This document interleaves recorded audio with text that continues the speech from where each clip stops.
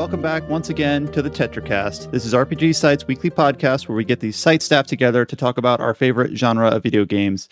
I am the host. My name is Brian Vitale. Joining me, I have the usual crew. We have Josh Torres. Hi, hello. Adam Vitale. Hello. James Galizio. Hey, folks. And Chow Min Woo. How's it going? It is approaching mid-August. Summer is winding down. I assume many of us are still working through Xenoblade Chronicles 3, at least compared to those that can just run through these games really, really quickly. Even though we've talked about that game at length for the last two podcasts, I just want to chime in here right at the start that I'm having a blast. I think the game is wonderful. And I think I'm about halfway through the story, and I'm having a really great time. Don't miss it if you've been waiting on it. We're kind of waiting for the late August release of Soul Hackers. We've also talked about that game in a preview sense on the last episode of the Tetracast. We will likely reapproach that title, I believe, next week. The embargo is up for that game, and we'll be able to talk about it at length in a full capacity. So we're kind of in a gap period here to kind of talk about all the things between basically the late July deluge of releases and the releases coming into the early fall holiday release schedule as we start going into September, October, and beyond. So as I was putting through this podcast document together and trying to outline what games we'll be talking about, what the news through line will be, and all the, the flow of the conversation will be. This one might be a little bit weird. It's a little bit of everything from everywhere, a little bit of a hodgepodge, but we'll just kind of go through it. There's been a few interesting demos that have released and a few other updates to release games that we'll be able to talk about for a little bit, and a couple updates for new versions or new patches for existing titles, specifically Final Fantasy XIV and Genshin Impact, that we'll be able to talk about a little bit here. We'll kind of go through it in whatever order we feel like. Hopefully it'll make as much sense as possible. What we are going to start out with, actually, is one of the games that is coming up in the later half of the year for a full release that has kind of flown under the radar in terms of anticipation due to the bigger titles that have launched recently. And that is the DioField Chronicle. This was a strategy RPG announced by Square Enix back in March. Was it a PlayStation State of Play, Adam? I believe so. Yeah. I want to make sure it wasn't like a Square Enix Presents, but yeah, it was a spring release for this year, and they released a demo in the last week that carries over some progress to the main game when it releases. When does that game release? I should know this. Late September. September 22nd. It releases my birthday. Mm-hmm. Happy birthday. And so we have a demo out available to play, and I know that at least Josh has been able to put some time into it, and Adam and I have watched a little bit of his progress, at least from a distance. So I figured, in the absence of anything else, we'll just kind of start with that as a game that we want to make sure we give a proper attention to, something that we do kind of standard in the last couple episodes of this podcast, but we're going to hand it off to Josh to start out with. We're going to carry out a discussion of what he thinks his initial impressions are for the DioField Chronicles with his time with the demo that has recently released. Yeah, DioField Chronicle is a pretty cool, interesting game. That's my initial impressions of it. I put around 2.5 to 3 hours. It's a pretty beefy demo on the console demo from PS5, and then a day after, because the Japanese demo came out a day before. It went up in Western stores, but then that version of the demo in Japanese stores also supported English. So I was like, okay, I might as well give it a try. So I was able to get about 3 hours on it on the PS5. Then I started it again on the Steam demo because they made no indication whatsoever. I'm sorry. I need to correct something. It's very important. What's that? You mean that you played the British demo on your Steam Deck? Yes. Yeah, the British demo. Yeah. I didn't play it on Steam Deck. I think it runs fine from what I know. I didn't actually try it out. When they put out British demo quip. Yeah, when they put it out on the Steam demo, like for a few hours or so, like it was called like the British demo. Really? Yeah, literally on Steam, it just called it the British demo. For some reason, it had to specify it was a British demo. They're not wrong. There's definitely a lot of British in it. So yeah, it's been a lot of fun. You can it's like the first few hours of the game, and then you can transfer it over to the full game when it releases on September 22nd. It is definitely one of the more interesting small side projects coming out of Square Enix. It's developed by Landcars. People may know them from the recently released Monarch, which is not a great last impression from them. But I think that this game is I don't know if it's great, but it's definitely good and interesting, I would say. The basic setup is you command like a mercenary unit.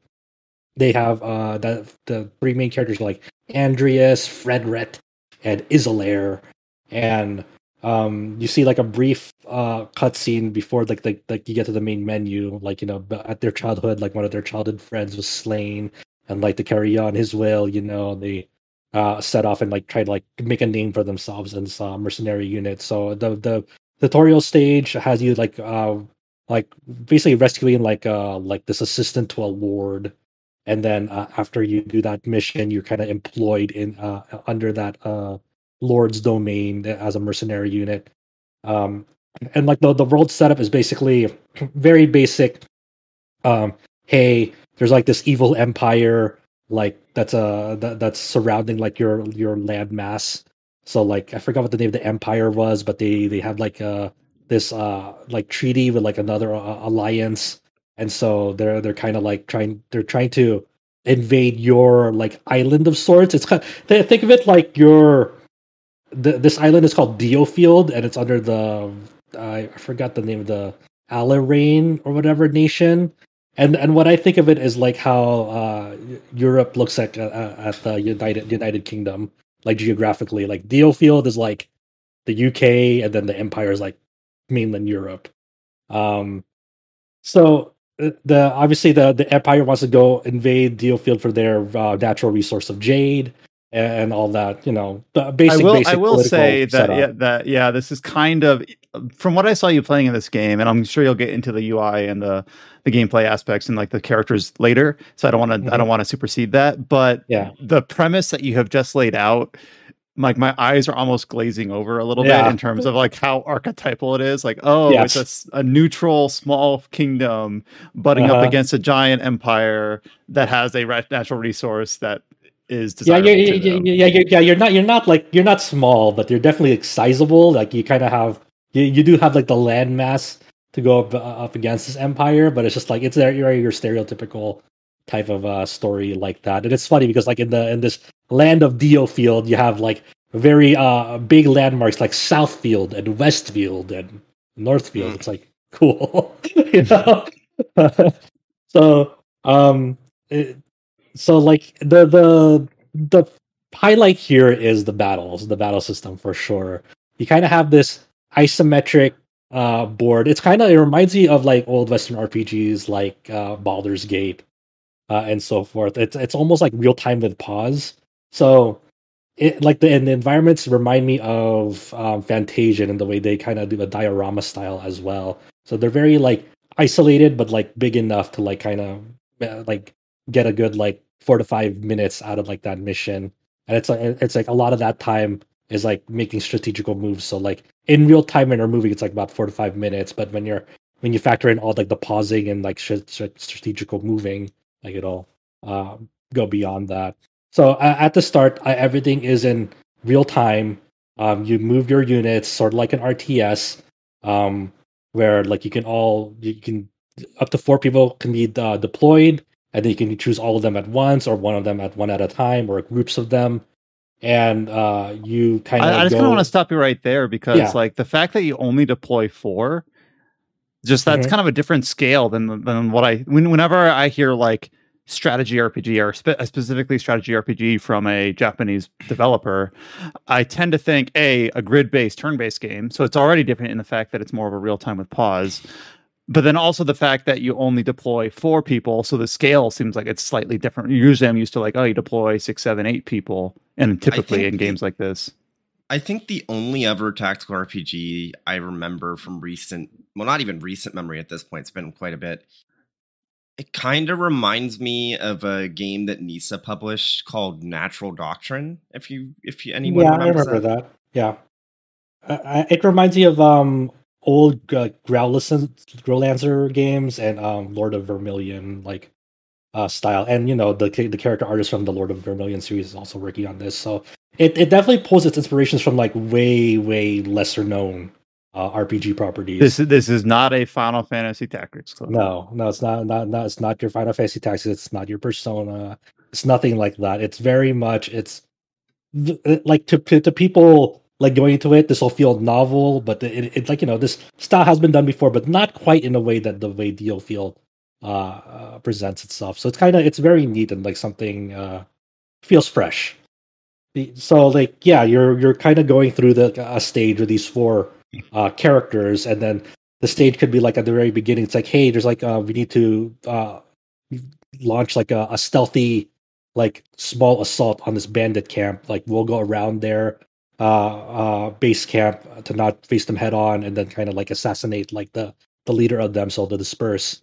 So like we'll go like the story setup for that's like we'll go under the cover of night, and then you have the Lord like going off in its own separate unit so they can divert the attention of them to there, while your unit goes sneaks around the back into their stronghold. So like in this first mission, for example, like you move your units, and then you take out like the few troops guarding it, and then you'll capture like these base points, like put down a bridge and so forth, and then more units that are like capturing that base point, it'll go faster, and it'll be like treats like like treasure chests along the way, and a lot of it is like very much threat management, because like enemies do hit hard, so you have to think about like which unit is like the tank unit, which unit is like does a lot of damage when their enemy's back is faced to them, which unit can attack from a distance safely, and make sure to like that the enemies are clustered up enough so when they pull off their skill, like they're all in that AoE like field of like rain of arrows, and it works pretty well, because like how you see like the threat circles of the enemies, so like, hey, if your unit steps into this, they'll get their attention. So you usually want your tank up front, and then what I do is like I get like Andreas. He's like an assassin type unit, like a thief. I kind of position him ever so slightly, like be at an angle where they're like he's right behind them, because they take additional damage if you attack them from behind. So he has this skill called Assassinate, which does a ton of damage when it like hits them from behind, like almost one shots them. So like you have to take it to mind, like those tactical considerations as well. And of course, like the tank also has like an interrupt skill to stun them briefly. So like, say if you're going up against the boss at that stage and they have like an attack incoming, and you'll see like the circle, like a red circle around you, like fill up, and then like you want to interrupt that attack with like the tank skill to make sure like they're stunned out of it, so you don't have to waste time to kind of move your units like out of that threat zone. Is the game more class based or just character based? Like when you say tank or assassin, are you more describing just what the characters happen to be good at, like it's bespoke to the character themselves, or is it this character is a tank class? It's more of like their stats and their skill set informs you of it, but it's like it's tied to that character. It's not like okay. It's not like a job system. It's like Isolair comes with like a tank skills, and she's naturally good at tanking. Mm-hmm. I actually think I'm kind of in the place where I played a few games recently that like I love job systems in games, but I kind of like the idea of having a game where it's more character focused, where this character, their abilities, their skill, they are suited to be in a tanking role unique to that character, not because they are Guardian class or whatever. Yeah. So you get to this stage, like it's still the first stage of the game, and then like the game really opens up, because after in between stages you go back to this base camp, and you can like fully explore like this small base camp. It's kind of fairly limited, and I don't know if they are gonna open up in the demo, but like it's sort of weird because like you're like in this mansion of this lord, but like to ensure that like you don't get like to the second floor, or like any door that like the developers don't want you to go through. Like they have like big iron gates inside the mansion. It's kind of like an adult baby gate almost. Of like, you cannot go here. Do not go. Do not pass. Like, all right, well, so it's like it's not really an invisible wall. It's just like an awkward like iron gate in front of you in the mansion. It's like, sure. Well, yeah, one thing I want to make sure of, because one thing I didn't quite realize, even though you can kind of glean this from the trailer, is that this like the in-between battles is like fully 3D space, fully like third person perspective exploration of your like home base or whatever. It's not just like a menu. Like sometimes for tactical RPGs, it's just abstracted to selecting from a list in a menu. Like I'm thinking kind of like base conversations from like older Fire Emblem games, where this is more like the Academy in Three Houses a little bit, or not the monastery. Yeah, but it's not like as robust as that. It's just basically like, hey, through this mode you can get access to like a merchant shop to buy new weapons and accessories, or like you can go to like the research lab, and then you can go where you can like upgrade skill trees and so forth. So it's basically like it's functional in the way it has to be, and like you don't have to waste time like roaming around it and walking. There's actually like a fast travel function in the map where you can just like fast travel to any room in the mansion immediately. You don't have to waste time like walking there, which I appreciated. It's like, oh, okay, you didn't have to do this, but I appreciate that function. So like it's interesting because the game has this merchant shop, and of course you can like buy new weapons, but like purchasing weapons is pretty important in this game because like that's how you gain new abilities for your characters. So for example, like Isolair the tank, like at first she only has a shield bash we can stun, but like her next weapon allows her to get a new skill called shield charge, where she can actually like start initiation of with a foe like from a distance, which is like very valuable to have as a tank, so you don't have to like waste time like running up to them very slowly. So do they have to like equip that gear for a certain period of time to like learn the skill? No, how does that work? It's right there, right from the get go. So as long as like I equip that weapon, that she can use that skill. There's no. And if they unequip the weapon, do they maintain it or no? It's like no, to the weapon? It's a weapon. I assume it's going to be like it's a linear progression of like, hey, if you like, I don't think they're going to have like a weapon where like it's a weapon upgrade in stats, but I don't think they're going to like take away skills from you. I assume that higher tier weapon will still have that skill on it, because that makes sense. But even if it's not the case, I kind of like the idea of having multiple facets to like, I'm going to equip this weapon because not only does it have better stats or whatever, it also gives me access to the shield charge. Yeah.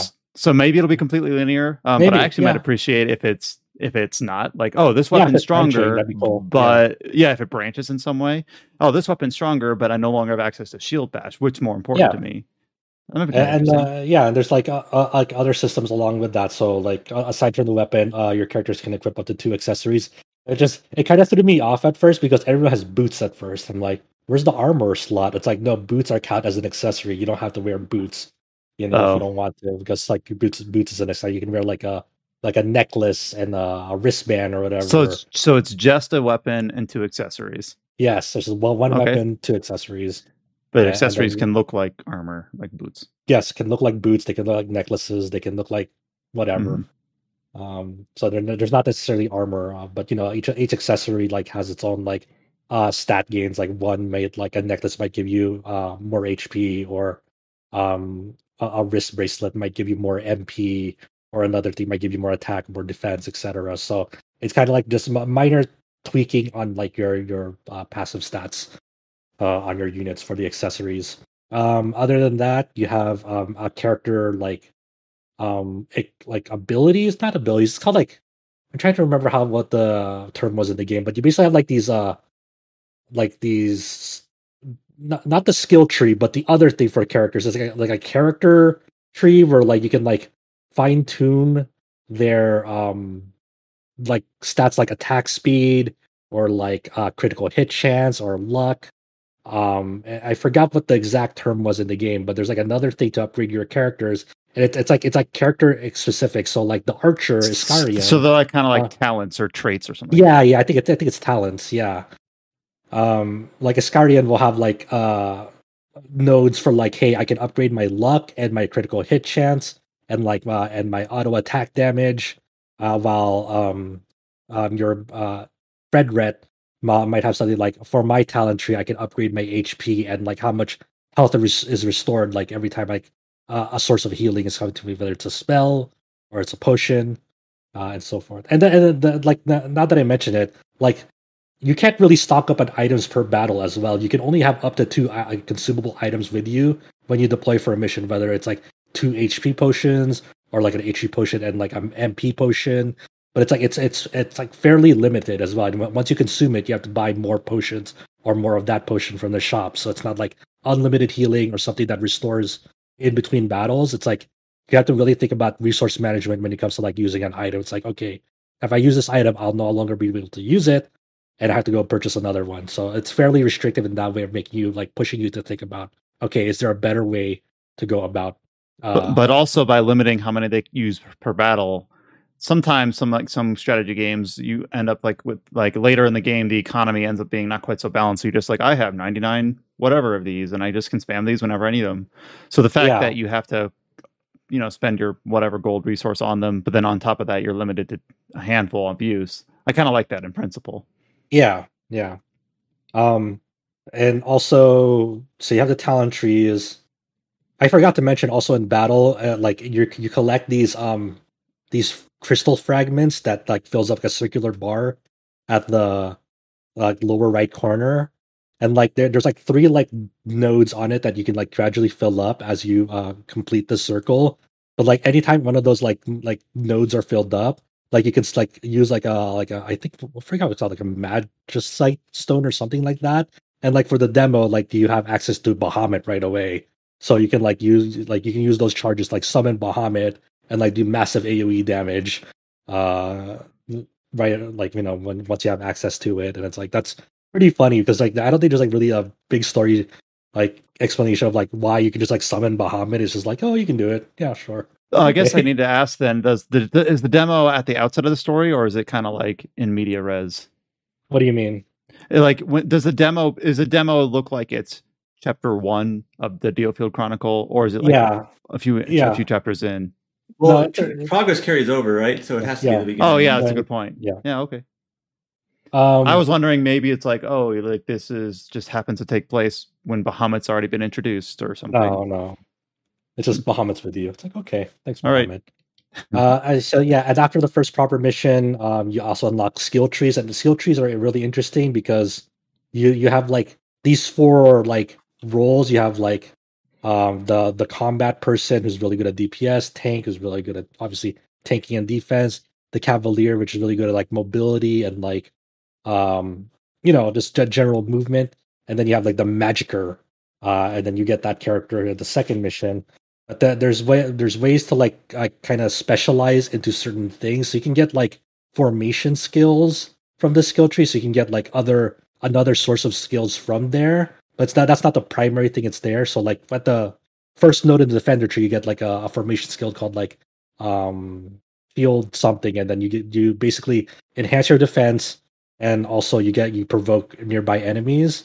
But then unlike that in the magicer tree, you get like a formation skill of like an AoE healing spell around your enemies, and then once you learn that, you can like branch off into like one of 3 ways, where you can like enhance like certain magic spells. You don't necessarily learn them, but they gain more traits. So one of the branching things from like that base magicer node is like this meteor fall, and like you don't learn meteor fall. The mage that you get in the second mission already has meteor fall with them, but it enhances it so that when you cast meteor fall, it always guarantees inflicting the burn status ailment on enemies inside the circle of it, the fiery like hole it leaves after you cast it.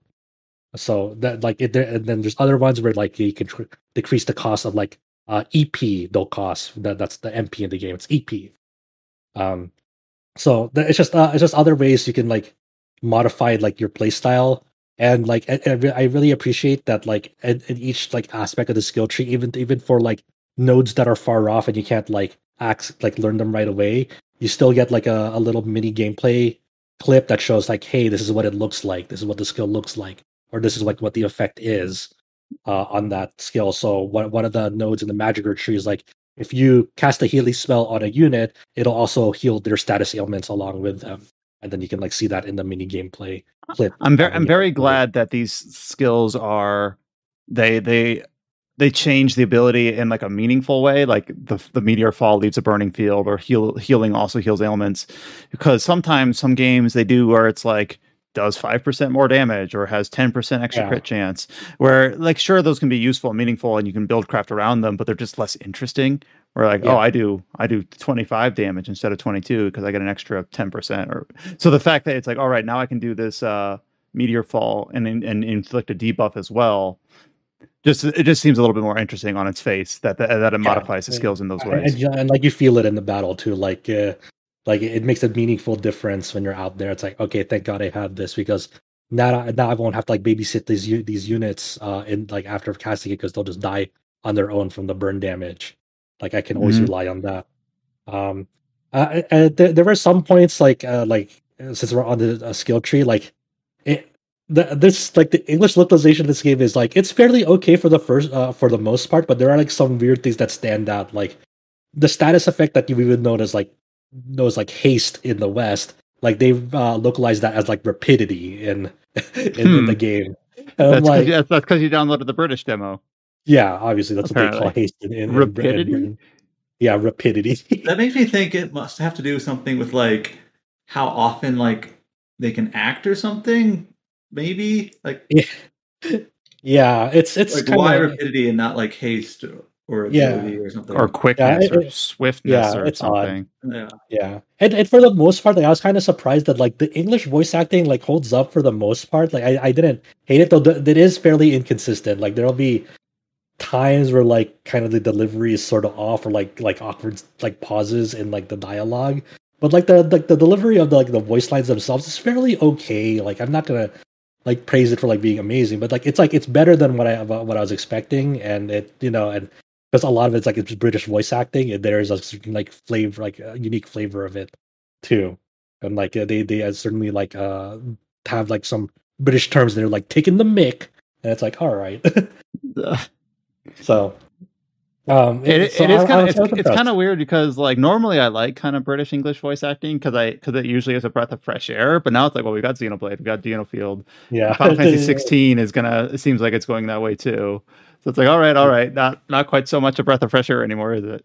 Yeah. And also like if the canned lines, like I remember last week, I think I forgot if Adam and I was talking about it last week with Soul Hackers 2 or whatnot, but in this game, but like when you're talking to like people, like usually in story scenes it's like fully voiced and so forth, but like when you're like talking about like around the base camp with NPCs and such, like there'll be like canned lines or like small audio lines that don't really like say what's in the text box, but like it's standard RPG thing. And like some of like the ones in DioField is so comical and out of place. So for example, the skill tree, when you unlock the skill tree, you go to this research lab, and like there are these NPCs that wear like plague mask doctors. Like they have like that like crow mask and like a lab coat. The beak, yeah. And like, and there's two of them. You don't know about it yet, like that there's a second one, but like after like the second or third mission, like a second one of them shows up, same character model and everything. It's like a twin brother to the other one that you first meet. It's like, okay. Do you mean like literally a twin brother, or just like, oh, this person has the exact same model, I'm gonna call them? It just has the same model. They don't just say that they're brothers. It just has the same model. But like you talk to him, and like he'll just like have like the most dramatic like canned lines for certain things. Like it could be like something that's like, I've been doing research for so and so, but then the canned line for that would be like, no. I'm like, holy shit, what? And like it's like really fun. Because I'm okay with like canned lines, because like games in the like mid 2000s and earlier used to do that a lot. But I would expect it to say something like innocuous, like "What's up?" or "How can I help you?" Something like that, where it doesn't match what they're saying, but it just gives a little bit of flavor. But like, why would they just start screaming? Yeah. Just this game has a handful of those, and it's just very weird. Yeah, but that's like. I think overall, I think it is a pretty interesting game, and it makes me a lot more excited to play the full game and see how that shapes up. It does have some weird, funky stuff going on with the PC version, for at least with my setup. Where if I turn on this game has like supports ray tracing and FSR, by the way, which is kind of unexpected, but I guess welcome. But in my setup, like turning on some of those knobs will like kind of mess up like the hair, where the hair will have like this weird graphical effect where like there's like there's like waves coming out of the hair, and it's like very unnatural. Is that an FSR effect or no? I have FSR off, and like when I turned off ray tracing, it somewhat mitigates it too, but not entirely. It'll still prop up like at some points. Yeah. So I'm still kind of investigating like what's up with that. But it's not like a huge deal breaker. It's totally fine otherwise on PC. It's oddly enough, it's like one of the rare like JRPGs that I prefer playing on keyboard and mouse. It like I actually do like the keyboard and mouse bindings. Once you love like you know there'll be some like weird awkwardness getting used to it, but once like I got used to it and switched around some keys, like it works pretty well on keyboard and mouse. I was like I feel a lot more like with controller you could like you still have like a certain level of precision and like it still works like no problem. But like for me, since I've kind of used to like RTS like games with keyboard and mouse, like I feel like I have like a level of precision that I otherwise didn't with the controller. Not that you really need it, but like it's just welcome to have it there. But This yeah, might be other than hard that, to it's- explain without like going into a ton of detail, but if Sure. it's an isometric view and you've compared it to like Baldur's Gate, is it implementing the PC controls well enough that you can like I don't know, drag a box around your characters, click on Yes. the field to move them? Oh, that's Yeah, you can drag a box to select a certain number of them, and then there's like then both on controller and mouse, there's like a hotkey already to like select all of them. I think the main thing that I like is that your numbers are assigned to like one of your to each of like the characters in your party, like number 1 through 4. Like they have like this a number assigned to them, so it's easy to access them. Yeah, You you just just press one, one, and Yeah. that's RTSs can do that too. Yeah. It's kind of funny. Yep. No, I was just And- saying like that really does seem like not that the game was quote unquote made for PC, but they like this makes sense if we're gonna have a PC version of this game that has these are kind of like the expected ways we'd want the UX to work. Yeah, the way the controller handles that is like when you press X, it'll like go select like the what it thinks is the closest unit, but you can still like toggle between units with the triggers. So like it still has like that level of finesse, and since like every time you select a unit to like move or do an action, like it'll like like pretty much freeze time. So like you always have like have time to like think about what you're doing. It's kind of like the FF7 remake, like classic or battle mode. Yeah. Mhm. So it's not like something like you have to like rush to like do something. So the right away. RTS, like where you have like the professional back when like StarCraft, leagues were super popular. Seeing people like have when time doesn't pause at all. Obviously, that's why it's a real time strategy. So like the technique was basically being as efficient with like your mouse movements and clicks as possible. Yeah. So I mean that's kind of my initial impressions of the game. I think it makes. I don't think it's going to be a game for everyone. Obviously, I there is like a certain level of jankiness to it for sure. Like the character models are okay. They're not like as awkward as like Star Ocean, but there's not like that porcelain doll look to them that is like it is like a very big contrast to like the really really like spectacular like portrait artwork that they have. And like the way that like some lines are delivered, some of like the pacing in the scenes when it comes to dialogue, it like is sort of off. Like there's like things around the edges that are like, okay, this was definitely made like on like a limited budget, but it's okay because like I think that the strength of the gameplay makes it an interesting experience, like something that like you don't really see much anymore in JRPGs. Yeah, I'm interested in this game because it looks like it has a unique play style. It's not attached to any like IP or brand or I franchise. knew It's that kinda Adam was new. going to bring that up. He just Yeah, you know Adam me. Adam gets brownie points if it's just a new IP. Which I'm not saying I'm not even criticizing that. I kind of agree to some extent that it's not It's just just like fresh and new and not adhering Yeah. to any sort of existing canon or anything Yeah, like that. So it's definitely a big turnaround from Landcar's recent ventures in video games. So this is one that's actually caught my eye for sure. And yeah, I wonder how the Japanese audio track sounds. I didn't play it in Japanese yet, but it does support dual audio. But I really do like the intense narrator voice, always narrating like what's going on in the story. It's like this unit member has joined their party because so and so and so, and they have their own motivations of like doing so. It's like all right. how's the soundtrack so far? It's okay. It's nothing like memorable so far, but it gets the job done. I don't think I don't think it's bad. It's The reason why I it's brought that weird. up is the soundtrack is being done by the Game of Thrones composers. Interesting. Yeah, I I've haven't never really seen thought Game much of of it. Thrones, so I don't know if that's Yeah, me too. Yeah, you what is know, it's like? What does that mean? but It's it funny. is. It is funny that like that more and more games, like especially this year, have like that Game of Thrones legacy, like with Elden Ring with R.R. Martin on it, and now you have like the Game of Thrones composer on this project. And it's like it's one of those things that like unlike with Elden Ring, right, where they always were mentioning like George R.R. Martin is working with From Software to make this game. This one is like Square Enix is very, they don't really market this game at all, and even more so like they barely mentioned that. I think they only mentioned it like once, and that's it. Well, Adams even like been on record saying that they don't hide it, but it's interesting that like Square Enix releases so many of these, like, I don't want to say B tier, but like AA lower tier games a year. Like, how many have they released this year? I feel like Square Enix has sponsored like so many of our podcasts and reviews, and then oftentimes you have to dig just a little bit more than you expect to figure out like who's developing this. Oh, it's Landcars, or oh, it's Claytech Works, or oh, it's whoever. Square Enix is not very upfront with like who actually develops their games. That's a good word for it. They're not upfront about it. You kind of have to like look for it. I think we said before, a lot of Square Enix games are not actually made by them; they're just publishing. I mean, Square Enix oftentimes has like a producing team, but a lot of the like development is done outsourced. Like, Yeah, it's kind of a weird thing, right? Because like a lot of people have this weird impression because of the way Square Enix does this. Like a lot of these things are like developed by Square Enix in their minds.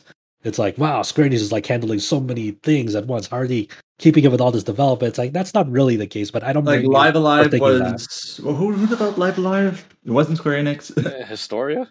Yeah, Historia. And then like DioField is Landcars, the Valkyrie game is Soul A, and so on. Basically, and Star Ocean is obviously Tri-Ace. So yeah, just I don't know who's making the Tactics Ogre redo. I think that one might actually be Square Enix, but I'm not sure because they're not always upfront about this. Yep. So yeah, that's the DioField Chronicle demo's available now on all the platforms except I think it's on Switch too. Yeah, it's on Switch. So it's I did everywhere. download it like while you were talking about it, because if I have it showing up in I don't keep things installed on my Steam library once I finish them, or so like if it's sitting there on like currently installed list, I'm more likely to play it and start it. So I'm like, all right, I'm gonna download this so that I maybe by next podcast I'll play it or something. But Yeah. I got it ready. I got it queued up. Cool. No, yeah, and then whatever platform you play it on, it'll support the save data transfer from the demo to the full game. And I just recommend people to give it a shot. Like, it's hard to get a grasp of like how you'll feel about this game until you actually start playing it. I don't think it presents well to like outside spectators who are already like warm to the idea of the game. It's always kind of hard to present like these sort of isometric styled games because just like a single screenshot isn't kind of confusing. You're not exactly sure what's going on, and you're kind of like at a pulled out camera, so you're not sure what you're really looking at. But once you actually like get into it, I think you kind of that's what the demo is for. So yeah. Well, the next game that we'll talk about is Monster Hunter Rise Sunbreak. So this had a digital event earlier this week that was going to detail the game's upcoming title updates, and one of these updates just released this week, and I haven't got a chance to play it yet. I just recently finished not the base expansion story, but James mentioned right before the podcast that he was able to spend a little bit of time with Monster Hunter Rise's Sunbreak title update 1. So, James, first of all, just remind us what this added. I think it was a seething basil juice and a few other things, but I'm not certain. And then just like what you've how it has been implemented into the game and what you've been able to do with it. And is it worth basically booting this back up if you had finished Sunbreak a while back? All right. So, kind of like with Monster Hunter Rise's base game, the first title update added in a bunch of new monsters and also kind of reinvigorated the end game to a certain extent. So, title update 1 for Sunbreak added in seething basil juice, gold and silver. Is that how it's pronounced? I always call it basil juice or beetle juice. I don't know like specifically how you pronounce it. But so you get that gold Rathian, silver Rathalos, and Lucent Nargacuga. Those are the new monsters. and they have added an entirely new system for the end game called Anomaly Investigations. And funny thing about that, Anomaly Investigations and Curious Crafting, which is the thing that's kind of attached to it, was announced the day after I pushed that feature saying, hey, the anomaly monsters in the endgame for Monster Hunter Rise Sunbreak kind of sucks. Yeah, But, so about a month ago, maybe a little more than a month ago. a little less than a month ago. We talked about your and Josh's opinions on the afflicted monsters, and then you had written up your thoughts on it. So I'm interested to see like how that was potentially addressed here in the first post-launch update. Yeah, so I haven't actually done any of the anomaly investigations themselves yet, but the way they work is kind of like how guild quests worked in for Ultimate, kind of like a mix between that and investigations for a Monster Hunter world, in the sense that each quest has a level, and each monster like each anomaly monster has a base level for an anomaly investigation, and your anomaly research level or whatnot rises the more anomaly monsters you fight, and investigations are a way to get specific material drops that can be used to augment armor and weapons. So the way that weapons are augmented is very much similar to how you could augment weapons in or ramp up weapons in the base game for Rise, as well as augment weapons in World and Iceborne. Augmenting armor is a bit funkier because it's not just like raising the base defense stat, but it also has like a chance to change base like stats of the armor itself, not just the defense, but also like stuff like elemental resistances, how many skill like points you get for specific skills. Like a buddy of mine posted this in another server, and it's like sometimes the augments aren't good and you can skip them, so you can reroll, and it's kind of funny in the sense because it's like it definitely adds a bit more to the end game, and it's like, oh, if you really want to focus on that min-maxing at the end, you can keep doing anomaly investigations. They keep getting harder, and you can keep augmenting weapons and armor to try and make the perfect build, which, I mean, it's not an amazing end game, but it's definitely a lot better than it was at launch, which is weird to say since launch was just like a month and a half ago. Yeah, at least it gives you like something to do, like a goal to strive for, and I think that's a lot more compelling than just like being in its awkward like base state. So I kind of I need to get into it. I haven't been able to try out the new update, but from what I hear, it's like it gives incentive to at least keep on playing again and again and again. Like and like you're always working towards something now if you want it to be like that. Yeah, so all the new and returning monsters are very cool. Lucent Argakuga hasn't been seen for like God. Been Forever. a decade, hasn't it? Over a decade, because like Monster Hunter 3 Ultimate. For people like me was that the last only know time, so- regular Nargacuga, what does Lucent Nargacuga do? it goes invisible. Oh, neat. Yeah. So like when it like dashes around, like you'll like it'll like fade out of like existence, and then you're like, okay, we're good now. I love how I said that, and Brian's immediately like, "Oh, I don't know if I want to fight this monster." Yeah, there's like seven, like it also switches up like it's certain like tail attacks. Like you remember like the little tail spikes that like the normal Nargacuga has. Now it like has a move where like it like slams its tail to the ground, and like in that and those tail spikes go out like in a circle formation. Yeah, it's got a thing where it has multiple different AoE patterns for the tail spikes. Oh, Where it's nice. like it'll be like a rain. Basically, the best way of putting it is, you know, the I forget the exact name for the move, but the arrow rain move with the bow. Yes. Basically that, but with tail spikes that can give you noxious poison. Neat. Yeah. So it was a fun fight. Had a lot of fun with fighting all the monsters. Seething Basilgoose has seen some changes. Well, all of the monsters have seen some changes, obviously. Lucent Nargacuga probably the most because we haven't seen it in a decade. But Seething Basilgoose has a thing where, you know how like both it and regular Basilgoose can do that thing where it'll like kind of fly over the field like 2 or 3 times, like just shaking off all of its bomb scales and then like dive down.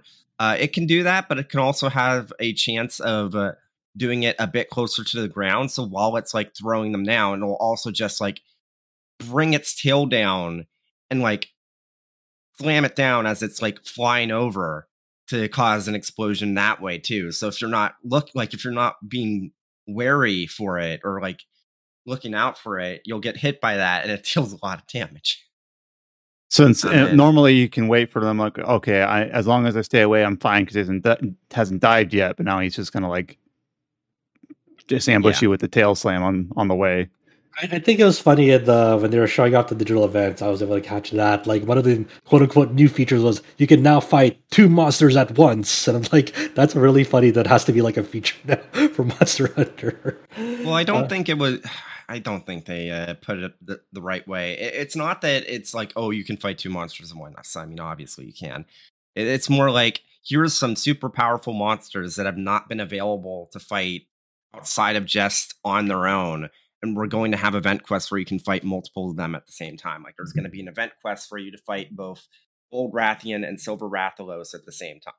That sounds like hell, to be honest. I'm thinking about like, man, that's a lot of AoE. Remember that MR 125 Urgent in Iceborne where you had to do that? That was fun.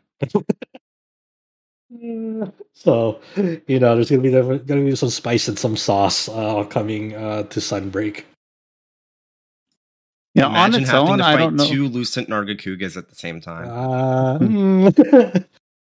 On its own, I don't know if Title Update 1 sounds like. So I got to the point in Sunbreak where like afflicted monsters were just introduced, and I had kind of gone in with the mindset like I had like, okay, I don't want to lose my life to this game, so I'm gonna stop here. Especially since I had just by the time I got to the afflicted monsters, I had just participated in the podcast episodes where you and Josh had talked about how they're all right, they're not great. So at that point, I kind of paused. I do want to get back to the game, but I think I might just wait for like, did they? I didn't watch the actual digital event. Did they detail when the next title update is scheduled to like drop? Late September. Have they detailed like what will it will incorporate with it or not quite? No, just what we currently know, where it's like they said new rare subspecies monsters, powered up monsters, and what was the last one? Let me check. We'll probably hear more about it at Tokyo Game Show. They'll probably detail it there. Yeah, that makes sense. It'll probably be a thing where it's like, this is out next week, and here's what you can fight. Yeah. So here's what explicitly they said: late September, rare species and subspecies monsters, and as well as which is kind of monsters. A given. Yeah. So looking at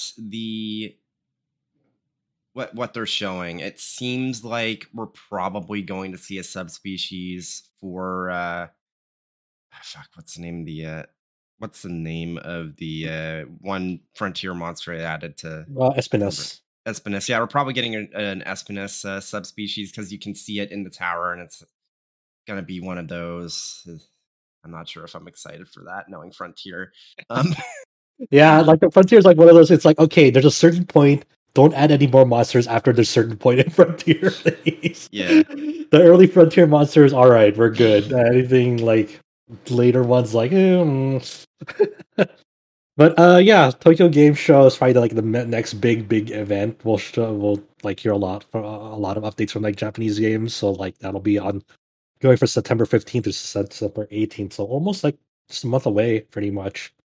Yeah. So it's gonna be exciting to see what Capcom already showed like, hey, we'll have Sunbreak here along with Street Fighter 6 and the Mega Man Battle Network collection, which is like these are the first titles that we're revealing for Tokyo Game Show. So I'm sure very shortly after the Tokyo Game Show, we'll have the next title update here. And what time of the year is Tokyo Game Show? Is it like late September? Yeah, September. Yeah, September 15th. It says September 18th this year. Oh, okay, so month away. Yep. All right. As I was looking through the list of games we have been playing before this podcast that were not Xenoblade 3, because we've discussed that at length, and Soul Hackers, because we are going to just planning on discuss that seemingly next week. Chow had listed something on his that I thought we'd give a window to talk about here because I don't know anything about it. And that is Chow has been playing a game called Dragon Knight 4. Chow, okay. I'm going to need you to like kind of introduce this, Dragon Knight 4 101. Like, what is this game? I assume it's part of a series. why you decided to play it recently. Is I don't know if this is on your Mister system or someplace else. So just kind of give us a lowdown of what this is and what you think about it. Okay, so what happened was on a YouTube recommendation, I got music lined up. I'm going to stop you there. And I just love how all of Chow's stories somehow tie into YouTube in some fashion. So anyways, I got music played. I'm like, okay, maybe I'll check this game out. And then I got the PlayStation 1 version. Apparently this is like a PC erotic novel that has strategy, RPG elements. So that's kind of like the rundown. Since this is the 4th game in entry, you know, it's a direct sequel to the past games. But like, do you have any experience with the other games? No, but I read it up. Basically, in the past game, you play as this guy that has a Japanese name in a fantasy setting for some reason. His name's like Takeru Yamato or something, and everyone else has like middle English name for some reason. But anyways, he's like this hero that saved the world from a demon invasion in the previous games, and now he's married with the main heroine, and now he has a kid, and you play as the kid in the 4th game apparently. All right. I think her name's like what, Kakeru. Yeah, But the main character's name is in the 4th game is called Kakeru, and he's kind of like this little bratty kid that's doing all kinds of pranks on the girls in the village or something like that. And when he was like 15, the main character's parents just tell him, "Get the hell out! You're going on an adventure now." And that's basically the story how it starts out. What is it? There's 2 subplots that's going on. In the demon world side, there is a demon lord that is having an affair with this kind of like a general that's having an affair with a demon lord's daughter. Scandalous. Yeah. Anyways, when the demon lord found out about that, he basically gave him a mission. If you want to like date my daughter or fulfill a mission to date my daughter, you have to go back in time and kill the protagonist from the previous games. And this is very far in the future. Which is your dad, right? Yeah, that's your dad. He wants you to go back. They're already dead, but they blame the main character's parents that they couldn't invade the human realm because of the main character from the previous games. So they want him to go back way far in like the distant past to kill him or something like that. And so he gave him this mission, and he also curses his own daughter for some reason, saying that if he can't complete the mission, the curse is not lifted or something like that. So this guy has a reason to complete his mission. So anyways, you go on an adventure, your childhood friends come on with your adventure, and you get to play the battle system, which is kind of like a mixture of Advance Wars with a very weird leveling up system. You have like units that represent your HP number, like, you know, at full health, you're at 9, you have 9 units that you'll see in combat. And, you know, if you lose health, you lose those units in combat. And you also lose attack power because you lost units, right? Yeah, something like that. Okay. The reason why I say the leveling up system is really weird is because you're not represented by levels. You have a defense and an attack stat, and every time you kill somebody, your attack and defense stat goes up, and that's how the leveling system works. Okay. So it's like Saga. Yeah, but you only have 2 stats to focus on, so you're not really, you know, focusing on too many different strats. It's been ported to like many different systems, so they kind of tweaked the battle system a bit in each port. I think Ben, what's that name? Who makes all the SD Gundam? Ben Presto, yeah, yeah. So I think for the PlayStation version of this, like the PlayStation 1 version of this, apparently they ported the one on the PlayStation 1 version, and also the Super Nintendo version. So. Yeah, so I pulled up the wiki page, Dragon Knight for like PC 98, then DOS and SNES, PlayStation, Windows in 2007. So it's had a lot of versions. Where's our Steam release? Apparently it's been remade on the Windows before, and it kept all the erotic elements intact, but I'm just playing the PlayStation version, so I don't know what happened. You're innocent, right? You're fine. You can't get in trouble. You can't get in trouble with that. One of the most interesting thing about this game is that you had to beat the game twice to get the real ending, kind of like Yoko Taro games. The reason why is because of this time loop. Remember how I said that the main antagonist, went time traveling, to kill you, right? Or to kill the main character's dad. During the plot line, you save this elf elf lady who becomes like this main heroine. But what she's actually is a double agent that was sent by the main bad guy. And how the story goes that, she finds out that, the main bad guy does not love her. He loves the Demon Lord's daughter, right? So when she found out about that, she betrays him. And, and during that timeline, the main character's friends all died and he gets captured, becomes a slave for like the Demon Lords and stuff. So she betrays them and she gives this like the stone to time travel to that character. So in that timeline, you kind of find out that, there's this badass knight that always comes in and saves your day all the time. That's actually you from the future. And in the second timeline, or like think of it as a new game plus, you play as the future version of you. And that's when you get the correct timeline and how you get the actual true ending or something like that. This story sounds insane. Yeah, I'm about to say like that sort of like manipulation of what New Game Plus means and what it can incorporate or whatever is not so novel now, but for a game that originally released in 1994, that's pretty out there. Yeah, but apparently there was also a sequel too, because when you beat the game, it says to be continued, but the game didn't really sell, so because apparently during that time people were not focused on like visual novels back in those days. They didn't really care about having gameplay. They cared more about the dating elements, so they didn't really sell at that time. So in the end, there was no sequel, so we don't know what this to be continued is supposed to go for. So you're saying you want to you are publicly announcing right now that you single-handedly are resurrecting the Dragon Knight series. Just tell them to start Kickstarter. Anything, it works. I mean, Valve came back. They have a Kickstarter. Only the creators probably blew on NFTs or something. Are you gonna go back and play any of the other games in the series? Apparently the older games are not that good.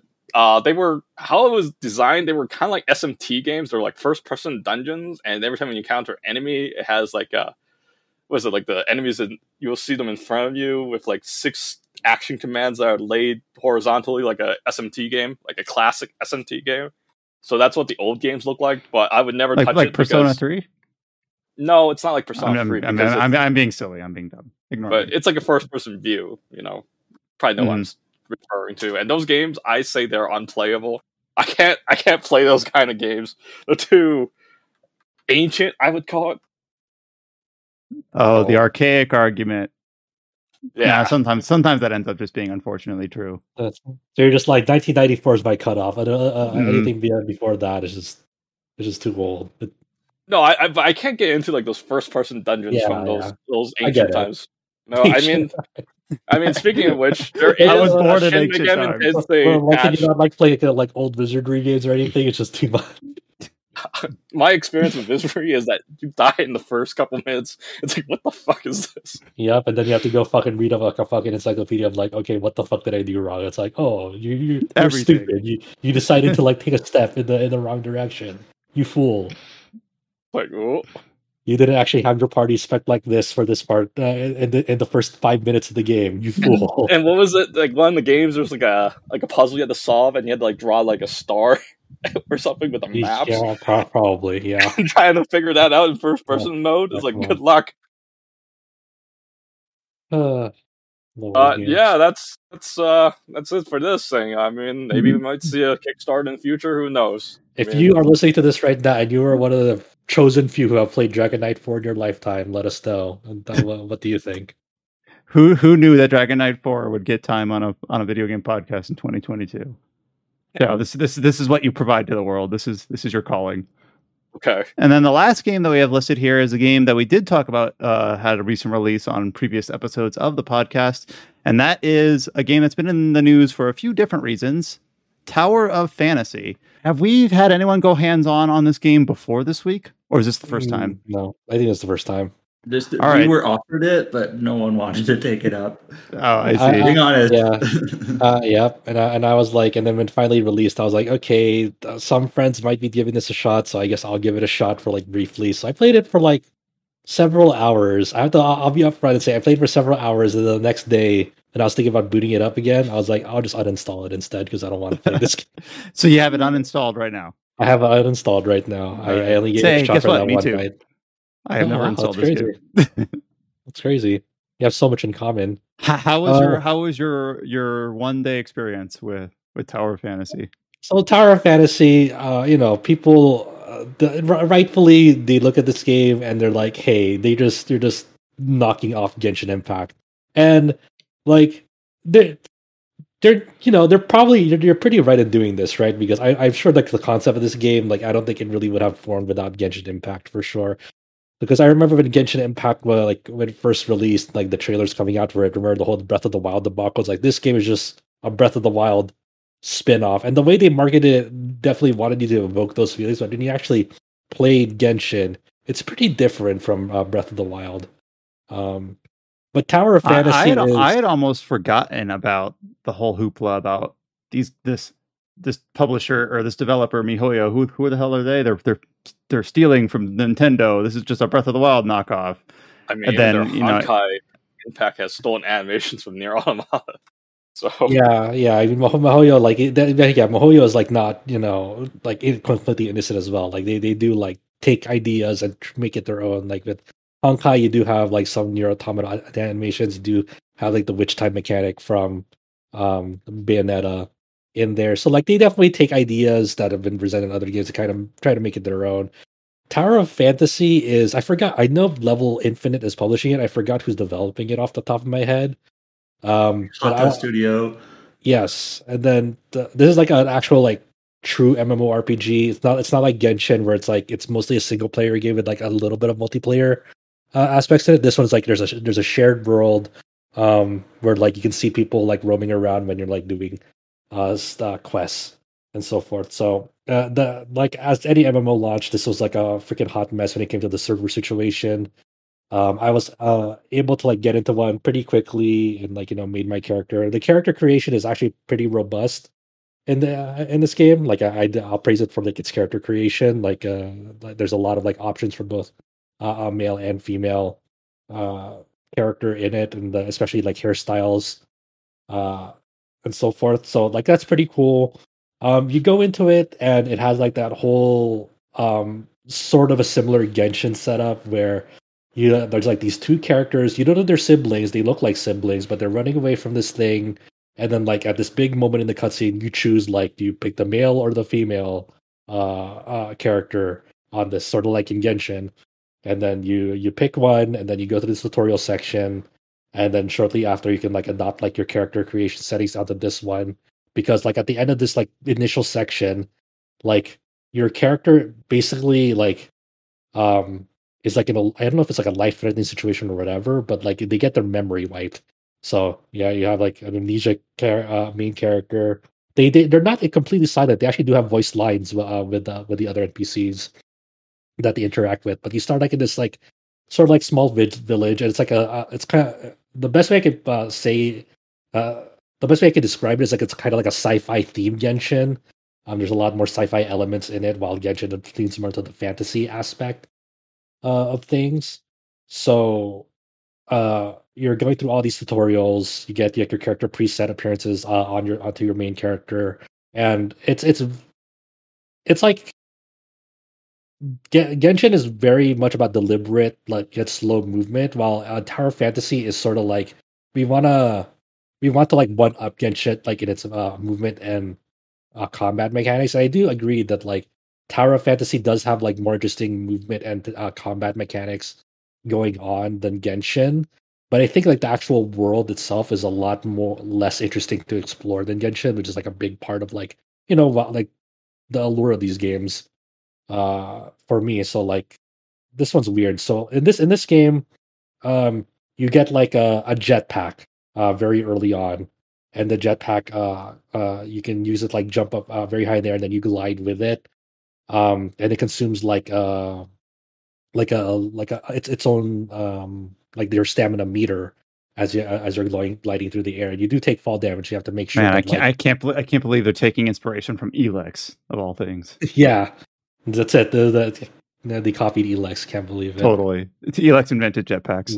Yeah, and then you also have like the grip meter, like from Genshin and Zelda when you're climbing up surfaces, and so forth. Combat is very much like more combo area oriented than Genshin. It's not like Genshin where it's like about like hey, your character like inflicts like a character element or element on this, and then you switch to another character. That's like your main DPS character. This one is very much about like switching in between different weapons. So like instead of switching in between different characters, you're switching in between different weapons. So like yeah, like at first you have like a sword, and then like you have a spear and a bow, and like these can come like in like same element or different elements, and like and then you get like bonuses like if you like a meter charge before you switch into them, and then they'll do like a flashy attack when that meter is charged when you switch to them. And then they're like they all have like pretty different move sets. Like the sword that you start off with has like it has a standard flashy standard attack string, but then you can also like hold down like the left button, left click to launch them into the air, and then like go after them and then continue like the air juggling them, and then you can do like a helm breaker or like a or some sort of attack falling down attack in it. So it's like it's pretty easy to like do them. It's just like very much just like left clicks and then holding down the left click and so forth. And then they also have like a dodge button where like at any time during the combo you can just like go into a dodge right away. And like the dodge, it's the dodge meter itself has like its own meter where it has like 3 different charges, so you can't just like keep on spamming dodge. You can like immediately spend 3 right away, and then you have to wait for that meter to refill. And it's just I'd say it's very just rough around the edges, like in terms of like the way it kind of just presents itself. To be honest, like as you're playing through the game, going through these tutorials, you eventually get like introduced to the gacha, and the gacha is weird because they kind of give like an in-game role explanation of like why you like you can like obtain these weapons, and like these weapons have like the souls and minds of like the heroes that have them, and then like at any time, like if you don't like you're really gotching for weapons, but these weapons like these SR and SSR weapons have like their own hero attached to them, and so you can switch your character appearance to like the appearance of that hero, but that's completely separate from like the weapon themselves. If you just want to stick with like your base main character appearance because you like how they appear, you can just equip the weapon without having to like take on the appearance of the character, and that makes sense. So it makes some sense, but like when you're pulling the banner or the 1 roll, the 10 roll, are you getting characters or are you getting weapons, or are they like linked together? They're linked together. So like let's say like the banner is like for a character that has like a spear. When you roll the spear, you do get the weapon, but then along with that weapon, you get the character appearance that you can optionally change to that character appearance if you want to, or you can just like equip the spear onto like your base character, and because you don't want to take on their appearance. So really, it's more about the weapons more so than like the appearance of the heroes that come along with them. So there's no like downside of always of like there's no stat shift taking on the appearance of the hero. It's mainly about the weapons. So that's kind of like the weird neat thing about it, where like you're not like forced to adopt another appearance. If you just want to like if you enjoyed like your character's appearance, you can always play as them, and then they're the ones switching in between the weapons. If that makes sense. Yeah, it does. Yeah. It just makes me wonder like how does the game handle whether you're playing as a default player character or a pulled character? Like is it just treated like a costume, or is it treated more like narratively you are that character? No, you're always narratively just like your main character. They never consider that like you're the hero appearance. That's kind of so it's purely like cosmetic. Yeah, it's purely cosmetic on that end. And it does like that weird thing. And Chao, you'll understand when I say this, but it does have different gacha currencies. There's like your standard, you have like your standard gacha currency for like your the characters that are like permanent in the game, and then they have limited banners which take a different gacha currency that's much more. It's difficult to obtain. You can like convert like a universal currency that they give you into these multiple currencies, but mainly you want to use this universal currency that they give you. It's kind of like a black ore fragment that you could convert. Primarily, like the main use for the community is to convert it to like this red nucleus, and then that's the currency that you need to roll unlimited banners, because those have like really good characters and they're only there for a limited time. And there's like a pity of 80 rolls for them. And I think that pity like carries over in between. I think I'm not too that exactly sure on that end, but if you have like all this gold nucleus for like the standard banner, you cannot use like the gold nucleus that they hand out like for pretty much like candy. You cannot use that on the limited banner because that uses red nucleus, not gold nucleus, for example. So that's We've seen that in Genshin. I mean, you need to use the limited currency in order to roll the good stuff.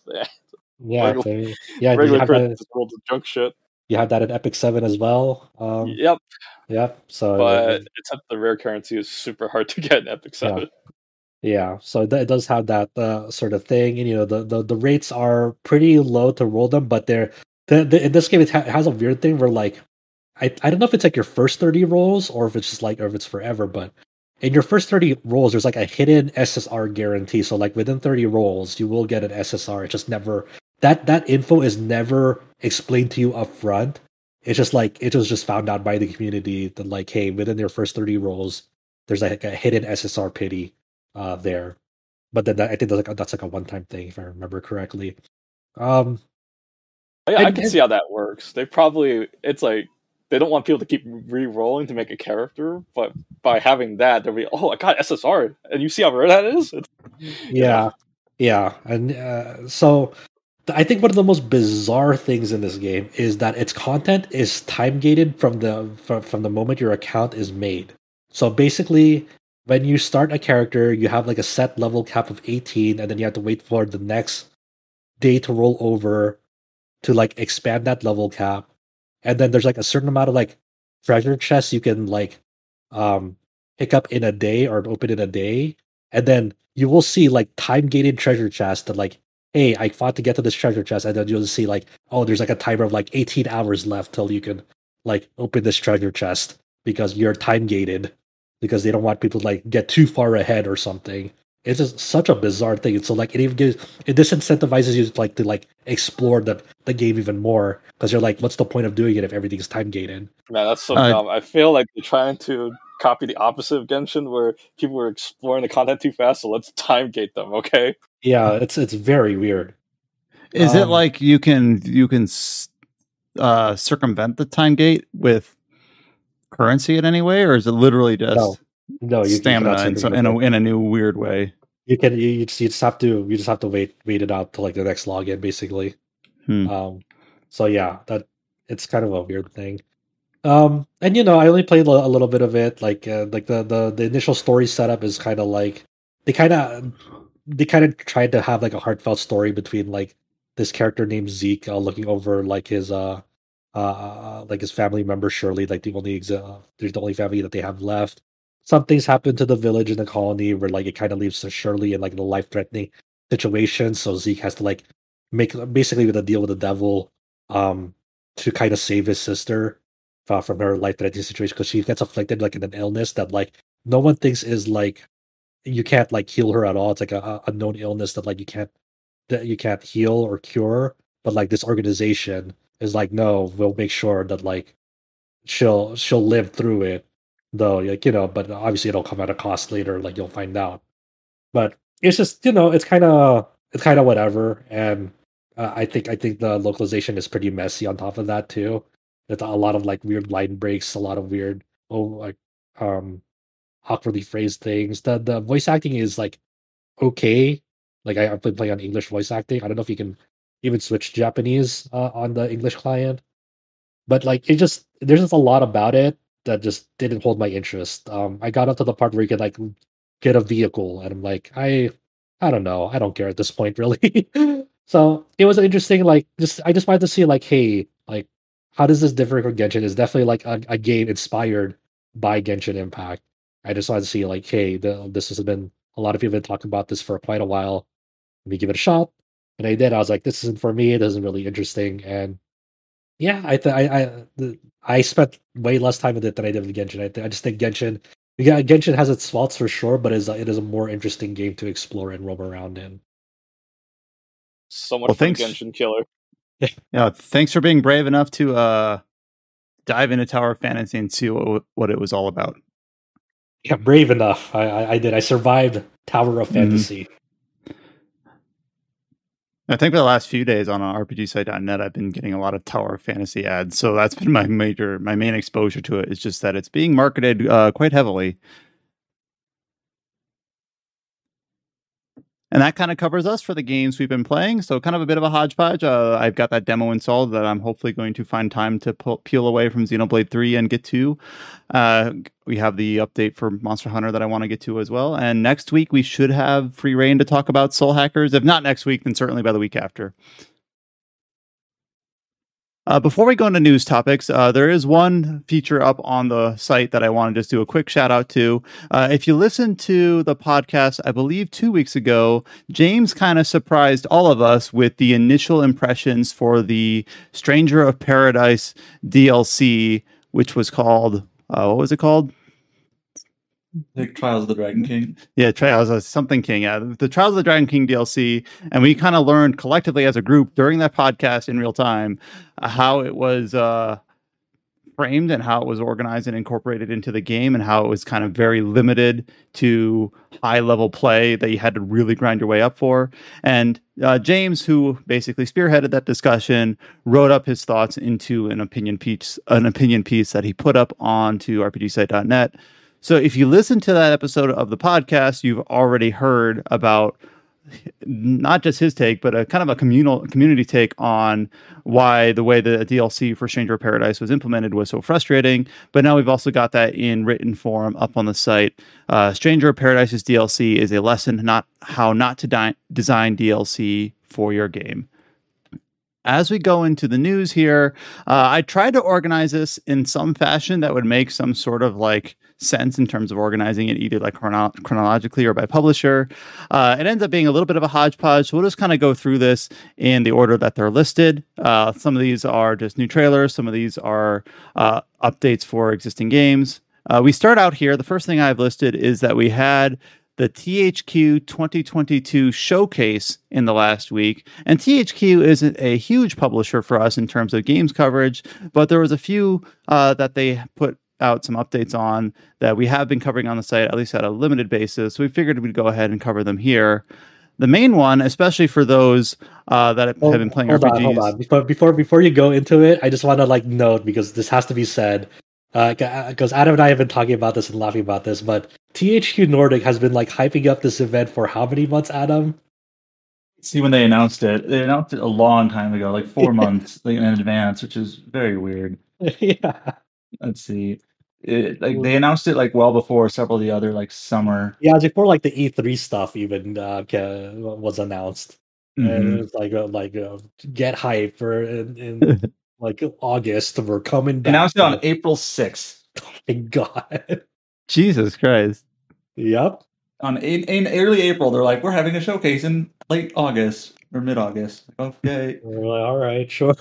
So this has been many months in the making. This is it. And I did not watch the showcase. I don't know what the headliner for it was, but the main one for our purposes is they gave us a look at the upcoming Gothic 1 remake, which Gothic is a cult classic game that I think came out in the early 2000s, developed by Piranha Bytes, that has a very dedicated following that a lot of people think it was a really I have not played it, but I've played some of the later games from Piranha Bytes that had a really robust RPG implementation, emergent storytelling, meaningful choices. So the idea of a remake, and this game I think had a limited time demo. It was either last year or potentially 2 years ago. They called it a prototype. I think it might have been 2019. It was a couple of years. Gotcha. And I recall that people had a terrible impression of the demo in general, not in every case universally, but it was not well received. And so this is our first real look at the Gothic remake in quite a while. And so they gave us a new trailer, the showcase trailer 2022 for the Gothic 1 remake. And as someone who has not played Gothic but has heard good things about it, I kind of was interested in this. This trailer is about 2 minutes of a fly-through of a cave that is a mine being worked on. And it's dark, it's poorly lit. It's almost framed as if it's a technical showcase, like an engine demo. Only wrong. It's not the visual quality, it's fine. It's not bad, but it's not like there's not enough. Okay, just a on the cave is visual not inherently interesting. Yeah, there's not enough on the visual front alone, and like there's no like new lighting techniques or particle effects to make it like wow, it's just a fly through of a cave being worked on, and at the very end they show some spiders, like some large, like very RPG prototypical early game baddies. So I don't know, like it just seems interesting that this is what they say is the Like the this is what we showcase decided to show. trailer. Yeah, Right. this is so weird that like this is all that they really showed. Like people have been waiting for this for quite a long time now, and it's just okay. That's all you have to show. Not even like a release window like to accompany it or anything. It's just like yeah, it's still being worked on. It's like all right, I guess. Like yeah, I mean the old I don't think we like mentioned this. the, It's being developed by a new studio in yeah. Spain. It's like Alchemia or something. Alchemia Interactive. I think they're from Barcelona, I believe. And So there is no pedigree basically. Is what yeah, I'm getting at. there's just a complete question mark on how this will end up. Hopefully, it turns out well. Best of luck. But obviously, this will take a lot more time, and I think they should like surface this when they're actually like ready to like show like substantial gameplay and like a release window at the very least. I'm just now reading the press release, or I don't know if this was the press release or just the description underneath the YouTube upload. But some of the stuff that they have listed as features is like the most boilerplate stuff that doesn't detail much of anything. It says faithful remake of the original Gothic 1. It's like okay, I presume that. Oh, the Steam description. Yep. So, modernized combat system that takes the basic premise of the original to the modern age. Like, okay, right. I trust you. Like, very specific. It was like the most like amusing thing that came out of this was like one of the quote retweet comments on our social media saying, "Man, my grandpa would have loved this." I'm like, "Yep, yep." It's not like it's a bad showing. It's just that it's like this. It's not worth a showcase. It's just like okay, the game's in development. That's fine. Games take a long time to make. That's also fine. Like I don't know. Like, this doesn't do a whole lot to like drum up excitement other than just remind you, oh yeah, that's being worked on. Which maybe is enough. I don't know. I'm trying not to be too cynical, but I'm finding it kind of difficult to be honest. Like I just think they just need to like show something substantial next time. This can't be a thing where they're like, hey, we have a new update on Gothic 1 remake, and it's like a 2 minutes of like demo flight, like demo engine walkthrough. It's like okay. But before the podcast, Adam was like, I watched this on my phone and I couldn't see shit. That was kind of like that's going to be my impression of this trailer from now on. So yeah, Gothic 1 remake still being worked on. No other details really at all. We have the trailer up on the site if you're interested in watching this cave fly through. There are a few other things that were shown in the THQ 2022 showcase. One of them was for a smaller title called The Valiant, which is a real-time strategy game with RPG elements, I believe. Based on your description of this, Josh, as you cover the news story for this, you seem to suggest that this one was also quite threadbare in terms of like what they showed here.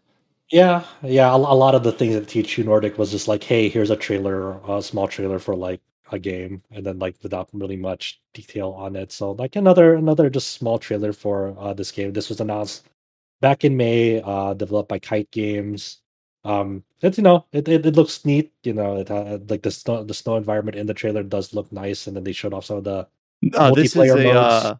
This is a game that takes place in the Middle Ages during the Fifth Crusade. Yeah, so it's not a big update. Same with the Jagged Alliance 3 game that we're also gonna cover. Just another thing that's like, yep, it's another trailer. Okay. Which is fine just to have that, but it's just interesting with the amount of hype and pomp and circumstance that they put around this showcase, that these could have just been dropped anywhere.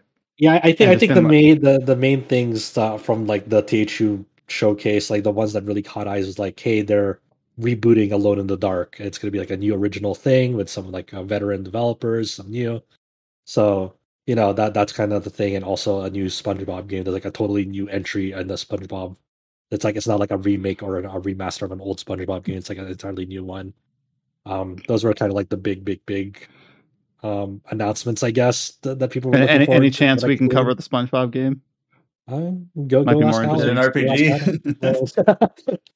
RPG. Anything is an RPG if you put your mind to it. Yeah, I mean that's not wrong. But yeah, so we got trailers for Gothic 1 remake, the Valiant and Jagged Alliance 3. Very kind of incremental updates on those games. They're still being worked on, and I want to say those games still have the potential to be fine. It's just that these updates are very kind of piecemeal and threadbare. So it's like, oh, This is okay. not something you say in April. Be like, be ready for our showcase in late August. Back in April, it's like, all right, cool. All right, changing hands pretty much entirely. We're gonna go back to we talked. Maybe this should have led off our news section. Another Square Enix title that is being published for later this year, and that is Dragon Quest Treasures, which we recently learned is being released on December 9th. There was an updated blog post on Square Enix's website about the gameplay mechanics and the playthrough strategies for this game, and basically how it works and how it is conducted as you go through. So this doesn't actually have a trailer accompanying it, but goes through a lot of the systems of the games if you've never played a Dragon Quest Monsters game. It also revealed the box art for the game, which I've seen described as like one of the best ever, and it's really quite good. I don't know how to really describe it. Just go. You can see this news article up on the site, and we'll have the box art attached to it. It's quite charming. The game in general just seems quite charming. So I don't know if there's really anything that we should dive into specifically here, but basically, Eric and Mia will have a starter island, then they will venture out onto, I believe, 5 other islands to retrieve treasure. They'll have different monster companions that will help them seek it out. Then they bring it back to appraise it, and it kind of seems like this is the general kind of gameplay loop for the game about coming back and having this appraisal mechanic and seeking out different monsters that will help you acquire treasure more efficiently, higher rarities and things like that. I don't know if this is kind of... Go ahead. I think this is like a lovely step-by-step breakdown of the game. I really enjoyed it a lot. I just like the general vibe that the game gives off, especially like some of the more creative terms they use. Like when you select an island, you can see like golden ratio, which will let you know like whether you're the suitability of finding treasure there. It's like, I don't know why they call it golden ratio, but that's fun and exciting, and then like in the way that they present it, like a big ass number is like, yes, let's go to that island. I like the golden ratio of that island, and I especially love once you like when you're trying to find like treasure, like rare treasures, you have to like triangulate its position from like the through the viewpoint of like of your monster party, and like the vision that they have is like very dependent on the party. So like one of the vision is like you have like this aerial creature with you, and like its vision is like just cracked out, like totally fucked up warped vision of like, I guess I can kind of see a treasure, the treasure of where it's at from the air,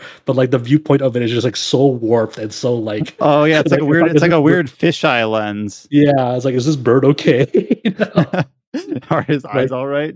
Yeah, and then like you have like the restless armor's vision, like it's like, you know, he's wearing like a big ass knight helmet, so like there's like big bars in between his vision, like, you know, that's really fun to like kind of mess around with, and a really creative way to like find treasure. You know, like you know, finding treasure isn't like on it by itself like the most exciting thing in the world, but we add on like really cool fun mechanics to like make the act of finding it fun and exciting. Like that's really that's hard and something special, you know. I'm really rooting for this game. Like the more I see about like how the gameplay loop is in this game, how you like interact with your monsters to like find them, it's like it's so cool. And I guess a lot of the charm of the game and a lot of like the vibe that they're going for is exemplified by the fact that both of the protagonists are existing protagonists that obviously were present in Dragon Quest XI, but as children. And it's just got a really colorful art style, really charming, really easily approachable. Yeah. Just I don't know, just fun time. So we have this up on the site, just linking to the blog post, and it's basically just like a picture by picture walkthrough, separated into I think 3 or 4 main sections about how the gameplay loop works. Which is, since this is kind of like not an existing sub IP in the Dragon Quest IP in general, it kind of is a value add to kind of describe it in this way. It is interesting that like when you first see like the first picture of like the story premise of this game, it does. You can't help but imagine it's like, oh, they definitely took cues from like the first Xenoblade, and it's like world design and world premise. Like it's kind of weird how they did that, because like you do like visit locales on like the back of like these like kind of dragon skeletons. Mm-hmm. So that's a fun, neat little thing, whether they decide to do it deliberately or not, from being inspired by Xenoblade. So that's cool. And I Mhm. guess the quote unquote main news out of this is like, hey, physical and digital pre-orders for the game are now up. You're Yeah, interested and you get some extra items if you pre-order. yeah. So details are up on the news post. Even though we talked about this last week, that is the early September release of Made in Abyss: Binary Star Falling into Darkness. We talked a little bit about I believe it's the Into Abyss mode and the notebook mechanic. It was kind of not a whole lot. It was just like some incremental details.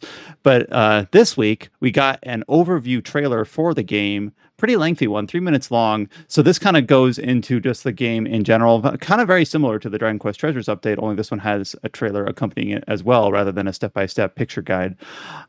So a lot of the things here are kind of dungeon crawlery or roguelike in nature. It talks a little bit about combat. When I was watching through this trailer, the two things that I immediately had to blurt out as I was watching it in chat is, "Oh, your weapons can break in this game." That always goes over well. And then also, not surprising for anyone who has any understanding of the IP or has even been introduced to the IP through others like I have. I don't know much about this other than other people describing it to me. Is that this trailer at about the 2 minute mark gets quite bleak and pretty dark pretty quickly. So it kind of belies the game's cute exterior aesthetic, but it's sort of one of the things that just based on the title, it shouldn't be too much of a surprise. It talks a little bit about the different weapon types, about weapon durability, about primeval creatures that hang out in the depths, about how some of the game progression works, about how you can upgrade your gear to progress even further or improve your capability. So it's a nice 3 minute trailer that is kind of, what do you do in this game? Well, this trailer kind of answers that. Yeah, I think it's probably the best trailer for the game that they've released so far, because it actually just lets you soak up okay, there's the gameplay loop of the trailer.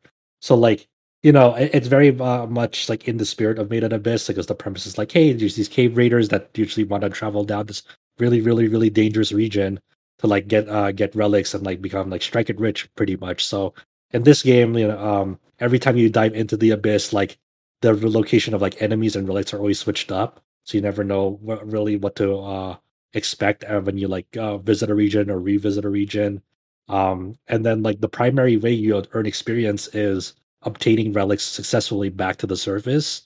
And if you die in the abyss with them, they're lost forever. You have to go find them again. So there's very big risk and reward mechanic. Beneath it all, you get a look at the skill tree, and just in general, hey, as you progress through levels through the game, you'll a big thing about the Made in Abyss lore and series is there's these whistles, and these whistles come in various colors that kind of depict the prestige of cave raider you are, or white whistles are the best of the best, most experienced cave raider you can be. So and then so seeing that being reflected here, hey, as you progress through whistles, you'll get access to further depths of the abyss, because you're now at a certain prestige of experienced cave raider, that now you can take these on. And it makes me wonder how far in the series they're going to take it. Obviously it probably won't go to the very very end, because the manga or the source material hasn't even ended, but it very much, it seems to be um at least it'll go up to the very end of the third movie of Made in Abyss, which is a high point for a lot of people who have watched and read it. So For I people like me think who haven't watched or read it, the character art style I don't love, but I do really like the monster design in general. It's it fits the aesthetic of the game. It feels like it belongs, but they're really kind of grotesque and creepy. Or not all of them are, but many are, and other ones still look like they really fit.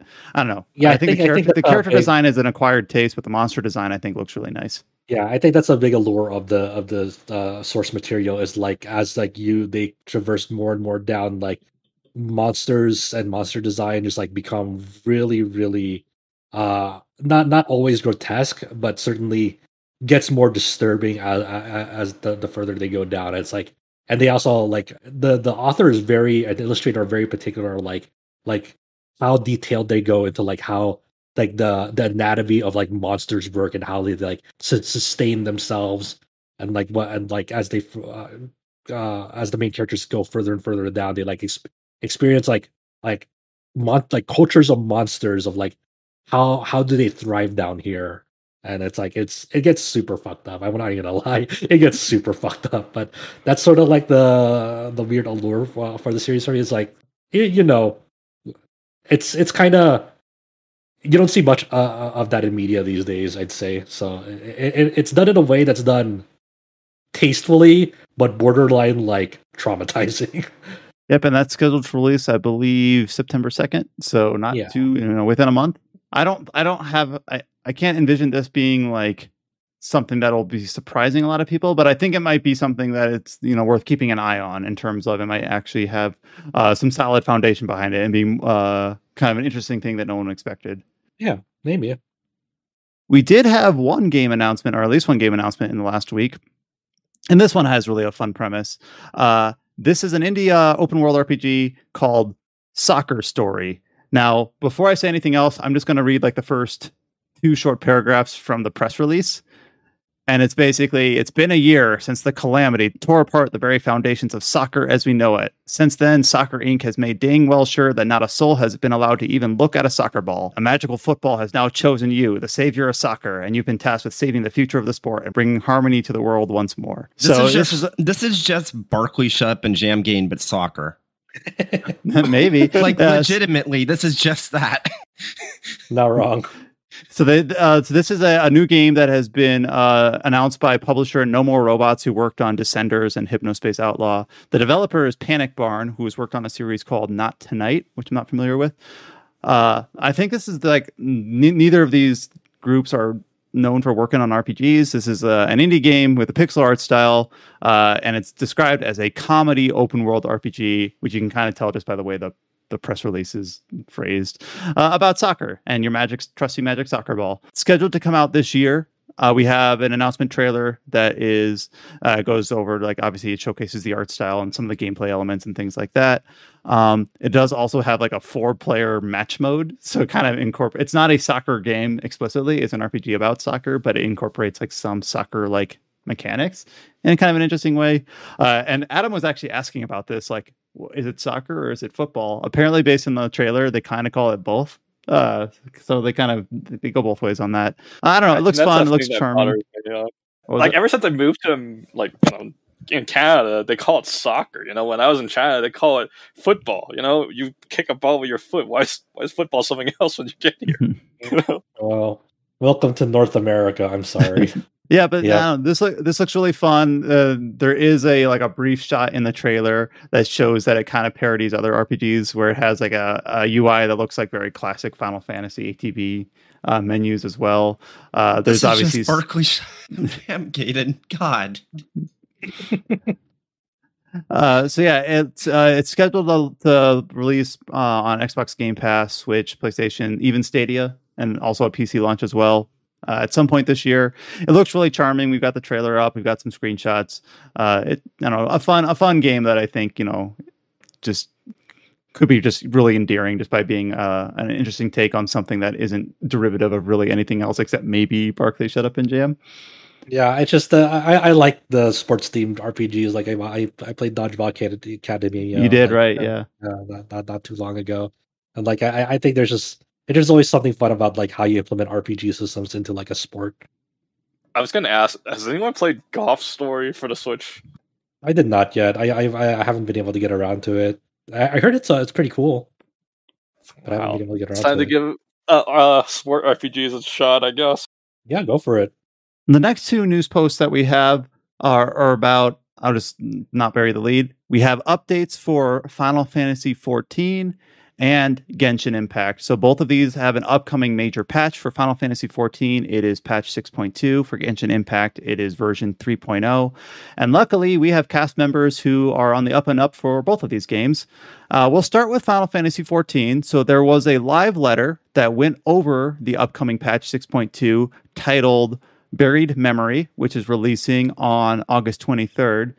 And James is our resident Final Fantasy XIV expert, so we're going to hand it off to him, just kind of at a high level, talk about, for those of us who aren't up to date on Final Fantasy XIV, what we're looking forward to about Buried Memory, and kind of like what are the major highlights of this live letter that went over the upcoming update for the game. Well, okay. So generally with Final Fantasy XIV, it's pretty easy to guess what sort of content's going to be added with an update. Odd number updates add in alliance raids and I guess now ultimates, not all the time, but sometimes. And even updates and expansion launches are for like regular raids, and that's basically it. In addition to MSQ and trials, MSQ being like main story. Like every patch will obviously come with some more story for players to go through, like 4 or 5 hours, something like that, and then you'll get trials, which are the 8-man fights. Generally, every patch has at least one. So in this case, we are getting a new trial as well as the extreme for it on the same patch. We don't know who it's going to be for the trial yet because they is that typical that you get the extreme with this at the same time, or does the extreme sometimes come in later? That's typical, except for the expansion launch. For example, with Endwalker, we had the extremes for the first 2 trials and the MSQ, but not the third trial. So the extreme for the third trial or the last trial for the expansion came with patch 6.1. Mm-hmm. But generally, the extremes drop at the same time as the regular trial itself. Well, the expansion came in a little hot because it was like delayed a little, like a few weeks before launch. I mean, that didn't have anything to do with it though. That's something that they just do. So gotcha.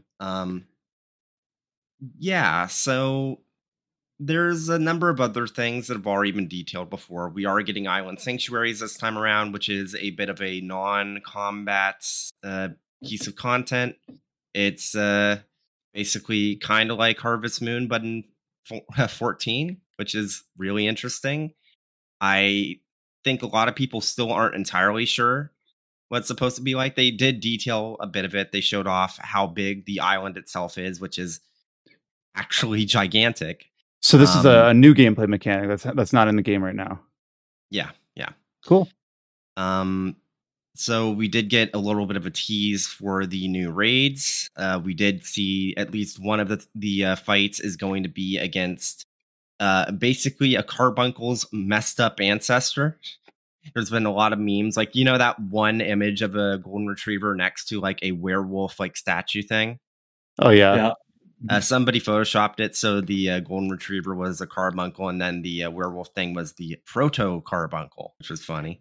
Is it specifically meant to be a proto carbuncle, or does it just look like one? Oh, okay. Yes. I mean, the name is literally proto carbuncle. Oh, gotcha. So I mean, I just didn't know if it was like, oh, this looks like a messed up carbuncle. Yeah. So we got that little bit of information for the raid.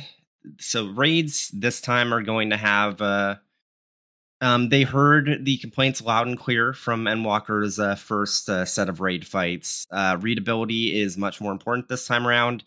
Pretty much everyone that raided said that P3S or like Pandemonium 3 Savage was a nightmare because of how orange it was, to the point where pretty much everyone on PC was using a reshade.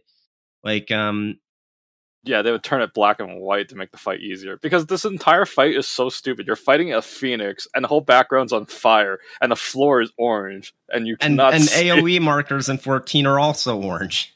Oh, I see. So it's like, there's like, especially with tornadoes, which is a mechanic like about 3/4 through the fight, there's like so much flames everywhere, and you have to keep track of these AoE patterns on the floor, as if your like camera angle is wrong or like in a weird spot where sometimes you have to have it this way, you might get some of the particles from like these fire tornadoes like intersecting with everything else, and it was just, God, such a fucking nightmare. Yeah, the fight is so bad that I'm not even looking at the screen. I'm looking at my mini-map. I'm not even fucking paying attention to the screen. Yeah, so bad is it. So the number one thing that was shown off with the raid, besides the proto carbuncle, is that things are a lot more darker, which sounds like it would be a problem, except for the fact that since AoE markers are bright and attacks are bright, it actually works out, because anything that you need to see will just light up, and then you'll know, oh, I don't stand there. So have they adjusted like the Phoenix fight visuals, or is it still the way it was? Nope. You just gotta suffer and just do it. And people nowadays don't even do it. They just skip it and go to 4, because 4 is easier. You know? Yep. So that's all about the raids. Obviously, the raids also have their own story. It seems like they're going to be voice acted this from now on, which is good. Because one thing I do remember hearing is that part of the reason why there wasn't a unique song for Phase 2 of P4S, because normally, there's a door boss for the final fight of a tier of raids, and door boss means that once you get the boss to a certain amount of HP, or if you get them to an HP threshold in time, the fight itself will kind of reset and the boss itself will change. So that's why it's called a door boss. And usually the second phase of a final savage fight will have a different song because it's a totally unique phase that's not in the regular raids. And so they have a unique song to kind of designate it. We did not have that with Pandemonium or Asphodelos. We did not have that, mostly because Soken himself outright said on Twitter, yeah, we kind of blew the music budget on the actual MSQ. So it's kind of weird. Yeah, so hopefully that'll be really nice in this set of raid fights. We did get a little bit of a taste of a vocal theme, which might be the phase 2 for P8S that might help, so that might be nice. But yeah, not much else to say. They did say that there's some adjustments to how critical hits and direct hits are being calculated with certain buff actions, but that's really going into the weeds, and unless you're raiding, it just does not matter to you. So I noticed you didn't mention the story at all. Is it just because it's kind of still ramping up on what they post phase 1 it's still ramping up, and also we don't know how many people, and then we also don't know who's listening to our podcast and caught up or not. Yeah, so I don't that's a good point. Really highly guarded, so they don't really talk about it unless people are actively seeking out for it. Nope, that makes sense to me. And it's interesting because Yoshi P has outright said that they're designing it so that it should not be immediately clear what the next expansion is until 6.5. Whereas it was pretty clear what was going to be the next expansion as early as 5.3 or 5.4. So we probably don't get that big CG trailer until 6.5 is approaching, I guess, instead of... Because they usually put those big CG trailers around the 0.3 patches, usually. Well, I don't know, because one thing to consider is that even though Endwalker was announced around 5.4, even the launch trailer, most of what happens in Endwalker we did not expect and wasn't really spoiled with any trailer. Yeah, they're pretty misleading, actually, most of them. Yeah. So, who knows? They'll probably announce the next expansion about a year from now. Or no, maybe a little bit more like 6 months. Because if they're on the 2-year cadence, it would be a late 2023 release, right? Yep. Cool. Well, that'll release on... Oh, go ahead, what's the even and odd patch cycle for FF11? Do they have trends like that for their earlier MMO? I don't think so, because at this point they're basically just doing small balance changes, and they also, I think the Voracious Resurgence has finished. I think I'll double check, but I'm pretty sure. Okay. I don't think we talked about it at the time, but it's actually really fascinating. A few months back, or I guess maybe 4 months or something like that, FF11 got a major update, which raised the sub-level, not sub-level, the subclass level limit, because for the longest time it was 50. So as a result, because of the way the game's designed, a lot of classes get some major abilities at level 51, specifically because it's well, we don't want them to be available to people using it as a subclass. But they've raised the limit to 51, and they're continuing to raise it slowly, which means that there's been a lot of changes in the endgame for folks where it's oh, well, maybe this class was best when the subclass level was locked at 50, but now that even just this one level has been added means that a lot more jobs are viable as subclasses. Just pretty interesting that that seems like a major shakeup for a game that's 700 years old at this point. Yep. 20. Yep, 20 this year. 20 as of 3 months ago. But yeah, that'll release on August 23rd, specifically the 6.2 update to Final Fantasy XIV. So I'm sure we'll hear some impressions from that from both James and Chow when they get a chance to play through it, and the new story and the new trials that are coming out with that. And the what did you say that the non-combat gameplay mechanic was called? The Island system? Sanctuary. Yeah, it'll be interesting to see if that has any interesting, like, almost just like gameplay variety. That's something a little bit different that the game hasn't tried before. So we'll follow up on that later in the month. And then, as I kind of introduced earlier, we also got a trailer for the upcoming Genshin Impact 3.0. Was this dated as well, or no? Because we don't actually have this covered on the site. Do we know when 3.0 is landing? Yeah. What is it? I think it's like about 2 more August weeks 24th. from now. August 24th, so the next day. Yeah, so All right. man, the FF14 and Genshin players, if you're playing both, you're suffering. Oh wow! All right. Wow. So Chow, you're gonna have to carry us. So Genshin Impact 3.0, there is a 6-minute long trailer called "The Morn a Thousand Roses Brings." I have not watched this. I feel like if I did watch it, I'd be completely lost. What are Genshin Impact players excited about for 3.0, and what is it bringing? So when you get a new number or the first number, it means you get a whole new region, and It means real shit. Yeah, it's real shit. It means like it's actually like a real new lands to explore. It's almost like a new game again. You know, it's like your whole expansion pass is out there. I think what people are most excited for, because now that we have a new region, there's one element that there was always hinted at the game when it first launched. Like, it's the dendro element, and you finally get to.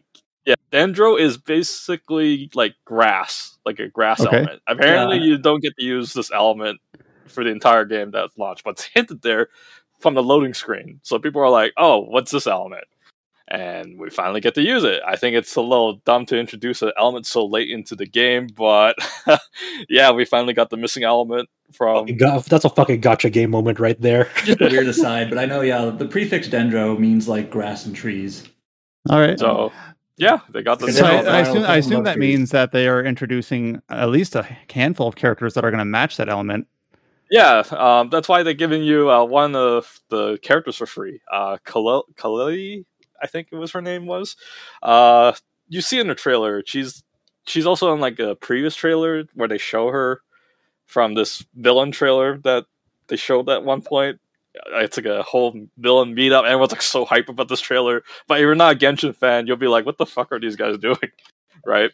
So yeah, you'll see her in this trailer. It's like she's having nightmares and of the villains talking, and yeah, so she gets given out for free as an event from this new patch. Then we got all the characters that are introduced. The 5-star is not limited. The first 5-star that they're introducing is actually part of the regular banner.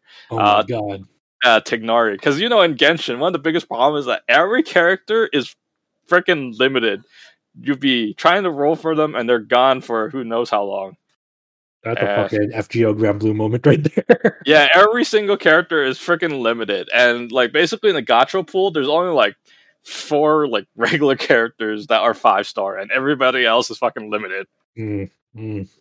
Well, which character are you excited for the most, but limited or not, in this new region? The honest truth is, I am not excited for anybody. Oh, dang.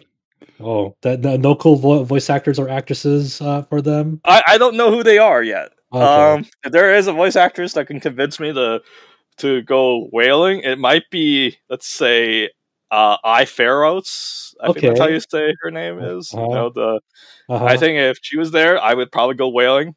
But no, you can't convince me. They're one of the things that are rerunning immediately is a Shangli banner, and there's a Ganyu banner. So maybe it's time to whale more Ganyu again. Don't you already have Ganyu? Yeah, but you know what? When you love your waifu, you want to max your constellation, okay? Podcast title. When you love your waifu. Did you ever share your fucking new keyboard story here on the podcast? Yes, I have a Ganyu keyboard and a Ganyu arcade stick. Okay. Well, I'm happy for you, Chow. I'm also sorry that apparently we're gonna lose Chow for a month. when these updates launch for It's like, these what's games. the next Ganyu coming out? Where's this Oh, guy? okay. So what are you planning, Chow? Because these two updates seem to be coming out side by side. Or is it just gonna be like, okay, on one screen it's Genshin and the other screen it's FM14? The easiest way is I'll just beat the Savage tier week 1 and go AFK, because Final Fantasy 14 you can take the content casually, because if you could beat it, you don't have to go back and log in. You see, that's the easiest way. And if that fails me, well, Genshin's more casual. I mean, the content's not going away. I mean, if you're behind, then you actually have something to do, right? No, that's Okay. actually I think that's actually a healthy mindset. You don't have to keep up with all the locusts that do everything day one. It'll be there when you get to it. We're not like Tower of Fantasy here. We're gonna time get your treasure chest. Oh, And God. That was imagine so if you weird. find this very hard to find treasure chest in the middle of nowhere, and Yeah. it says come back 5 days when you can open it. It's so weird. I don't know why you do that. Yeah, new region. It's hype. It's just like your standard, new content. But I'm not totally excited for it because I don't seem to kind of attach to the setting. Because was it the Archon's like this little fairy looking character as well, which is kind of weird. But I don't know. But yeah, that's basically the new Genshin patch in a nutshell. Interesting to see how how much of a game changer the new element is, if it is in any way, and also what character you end up liking, despite not feeling any of them at the moment.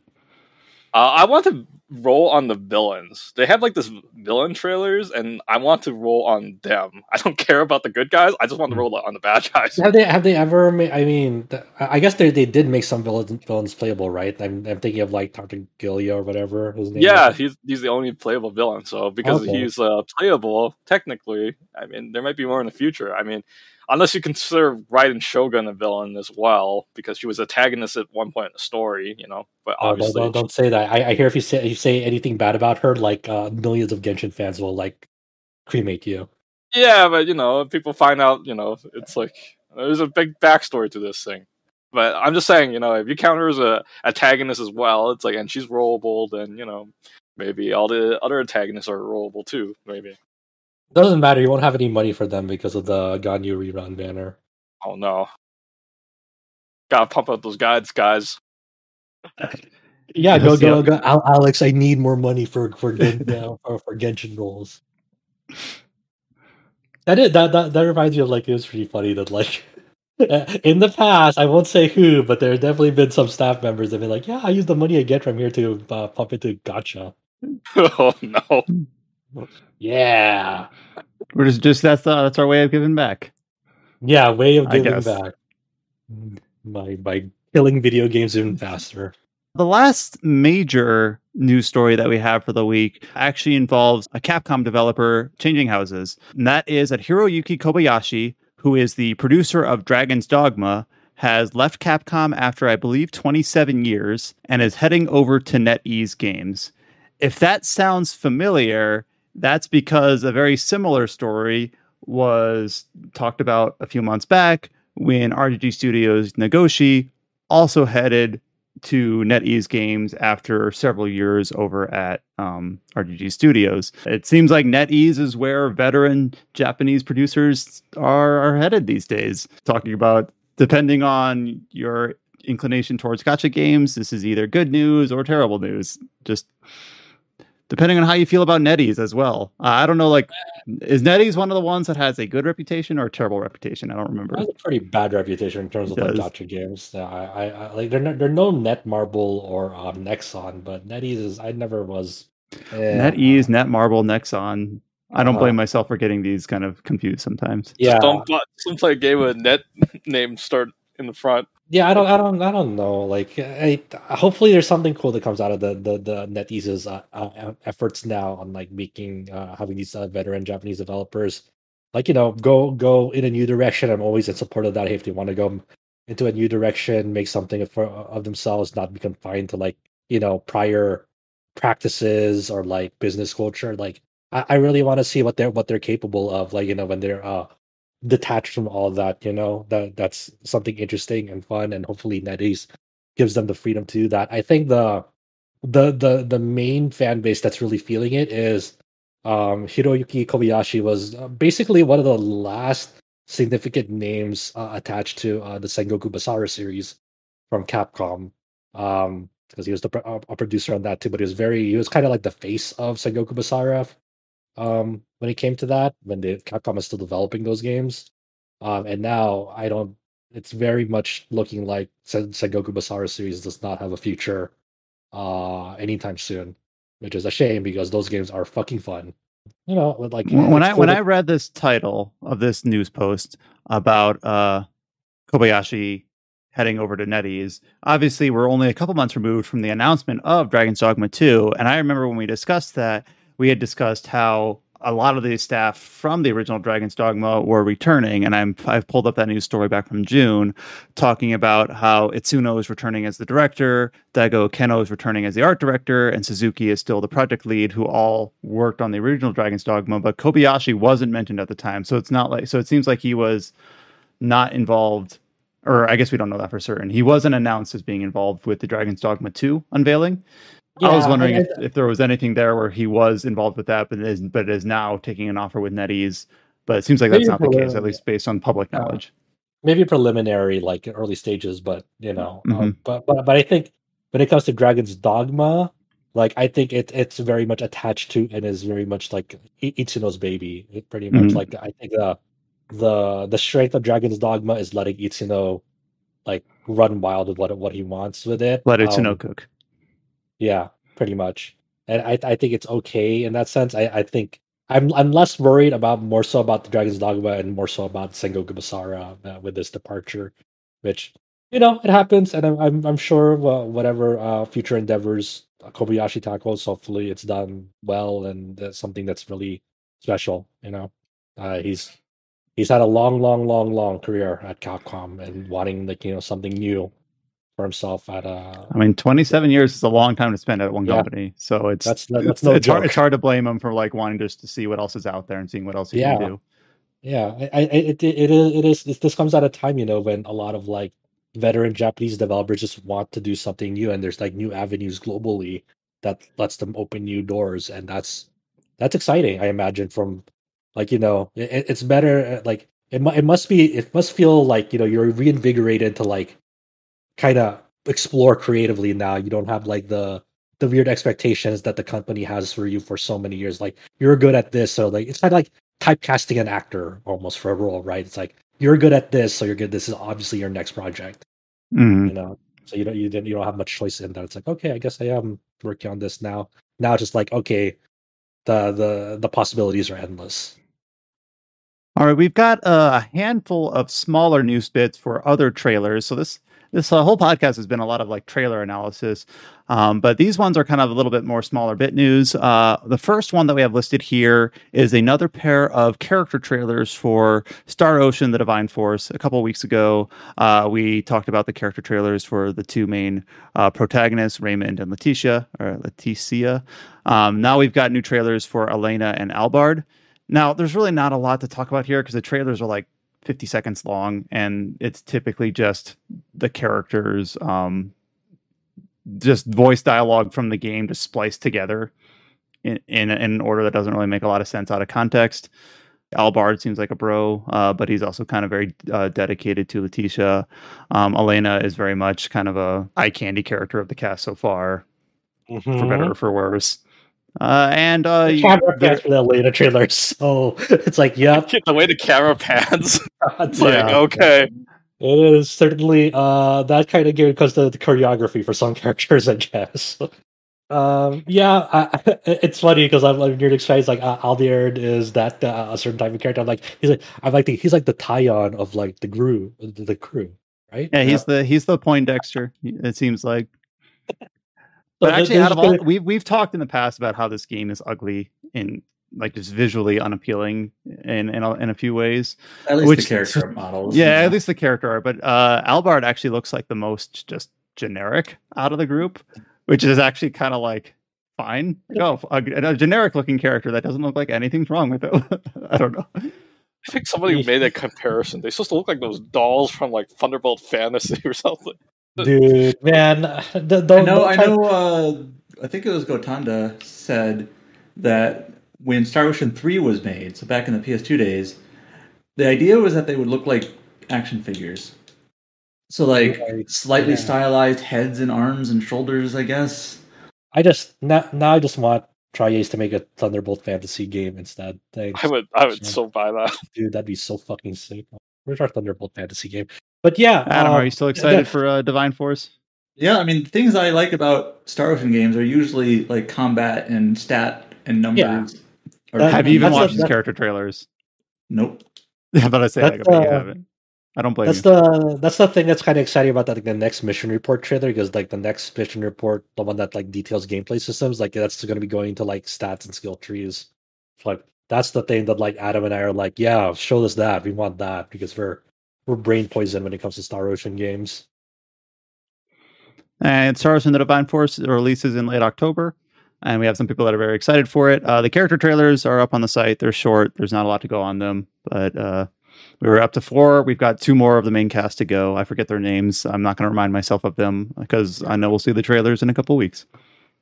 Nina and Midas. We got a couple other character trailers for another game, and this is a completely other side of the pond, and that's for Gotham Knights, which is also releasing in October. We got a character trailer for Red Hood. It's basically a lot of kind of combat, comic booky action scenes spliced together. I don't have any like attachment to DC characters, so I wish I could point at this and be like, yeah, Red Hood, I've got so much attachment to this person, but I just don't, unfortunately. But I still think the idea of Gotham Knights is kind of fun as kind of like an RPG-light, Arkham-like co-op game. The Red Hood stuff in Gotham Knights is kind of interesting because they kind of give him like this angle of like the Red Hood and Gotham Knights is like resurrected from the Lazarus Pit. The Lazarus Pit is like a device used in the DC universe to bring the dead back. So like he's like a resurrected person who is like kind of like these green mysterious energy now, kind of like he's a necromancer. Yeah, sort of. So like So he infuses that like into like his bullets, and then like his playstyle is very like gun kata-esque. So okay, so there's a popular Batman film / comic called Under the Red Hood, and I think literally Red Hood's story, like the Lazarus Pit, is like actually a part of it. Let's see. Yeah, I mean, if you are a DC expert listening to this podcast, I apologize. Yeah, apparently in this movie, this is an animated movie. Yeah. At the Joker, that's the character Jason Todd, who is Red Hood, is revived from the Lazarus Pit, not Lazarus Piss. Although it kind of looks like piss. And he also goes insane in the movie anyway. So maybe it's inspired by that rendition of Red Hood into this game. And then we didn't really cover it because like it was IGN stuff. IGN has been doing a few Gotham Knights features and videos of like, hey, here's what the open world looks like. They're really leaning on like, hey, this was Gotham's history, and like you want that to reflect in the game and yada yada. So like I feel like it's one of those games like it could be cool, but I need someone to tell me that it's actually cool at this point. Like I don't know if I'm really that invested in it right now because it doesn't help. It's like I know it's being unfair to Warner Brothers Games Montreal, but like they're the developers of the worst Batman Arkham game. So it's like, well, I need someone to tell me. Which Arkham game did they do? They made Arkham Origins, while the other 3 Arkham games developed by Rocksteady. They're making the Suicide Squad game. And some people swear by Arkham Origin over the other ones. Yeah, I was going to say I do know some people who say that Origins is their favorite somehow. I think that game just gets a bad rep because it was a buggy mess. A lot of people couldn't finish the game at launch because of. Well, I remember when I still haven't played. What's the 4th one? Night. Yeah, I haven't played that one because that one's like 6 years old now at this point, right? Something like that. It's old. Oh, really? Man, I bought that on PC when it first came out. It was like that's what I was gonna say. Like I wanted to play on PC, but apparently its PC port was atrocious. I'm like, I'll get back to it when they fixed it. I'm sure it's fixed by now, but I just never made time for it. Well, it's not, but it's PC not. hardware has kind of brute forced it. It was always like really performance issues. It's like on your system now, you would have no trouble. It's just now like it's just like have enough overhead just to not make it matter. Mm-hmm. Yep, yeah, the magic of PC gaming, like this PC port will be okay with time. There we go. Not a character trailer specifically, but we did get a trailer for Temtem, which I did not realize was not at version 1.0 yet.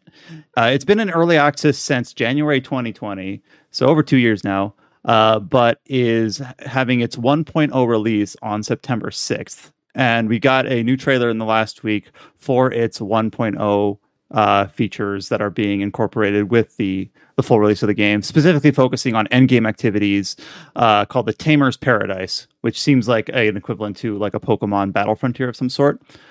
I don't know if anyone here is specifically interested in Temtem. I think Paige might have been. I might be misremembering if anyone has played any of the early access of this game. So I'm not sure to what extent we'll cover Temtem's 1.0 release on the site, if at all.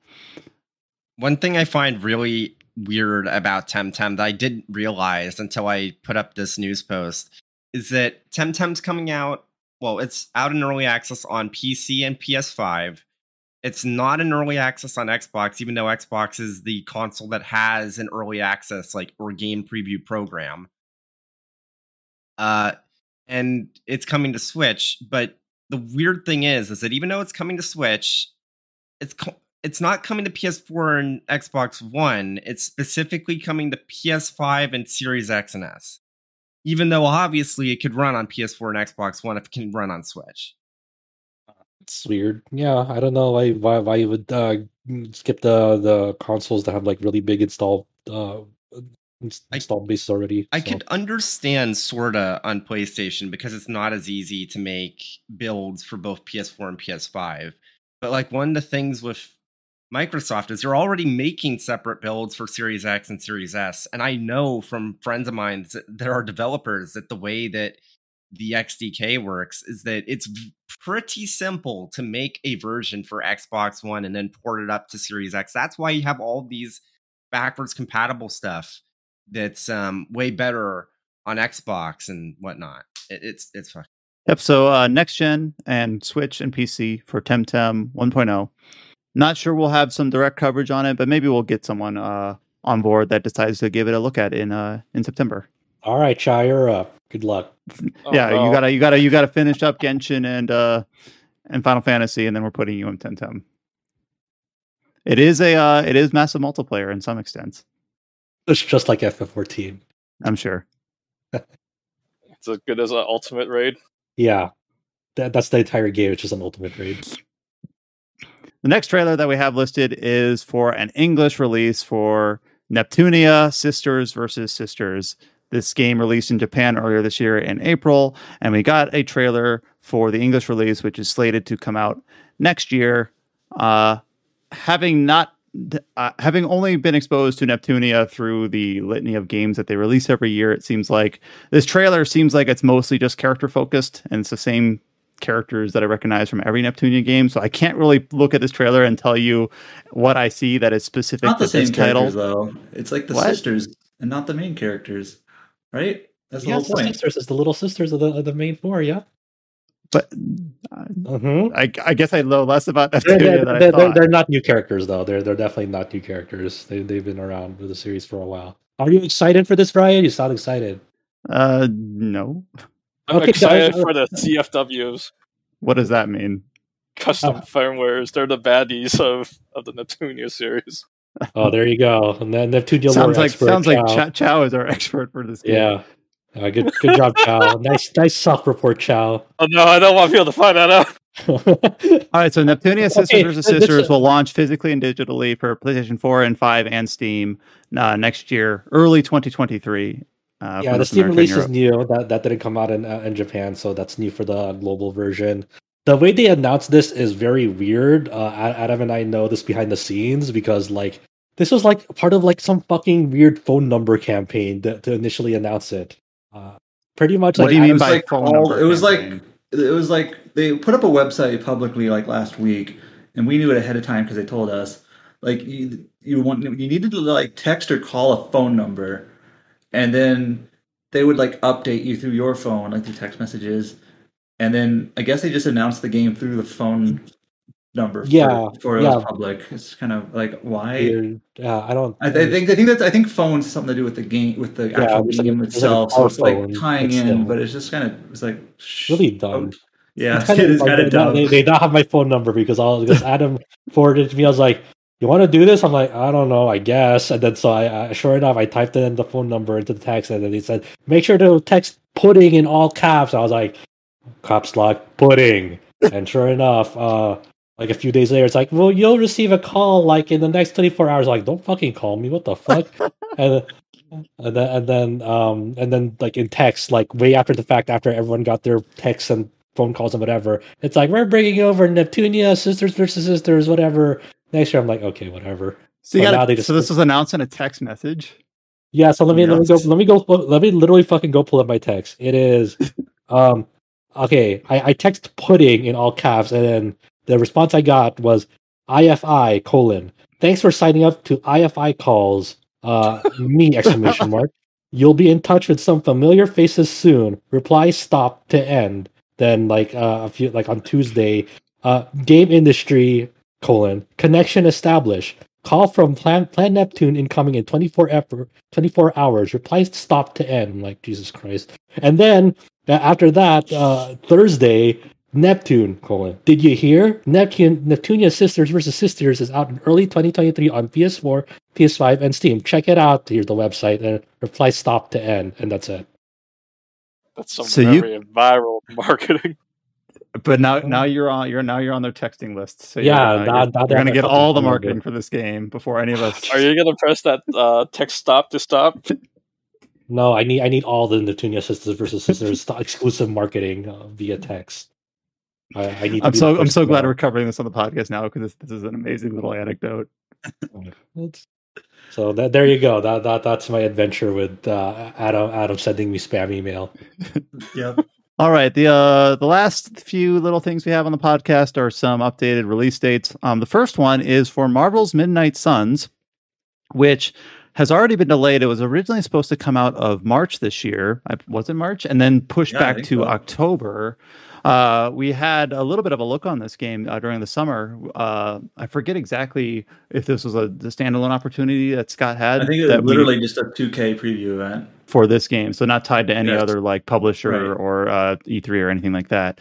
But anyways, Marvel's Midnight Suns has been delayed to, quote, later this fiscal year, which for most companies means like up until March of the next calendar year, for the PS5, Xbox Series, and PC release, while the PlayStation 4, Xbox One, and Switch releases will be even later than that.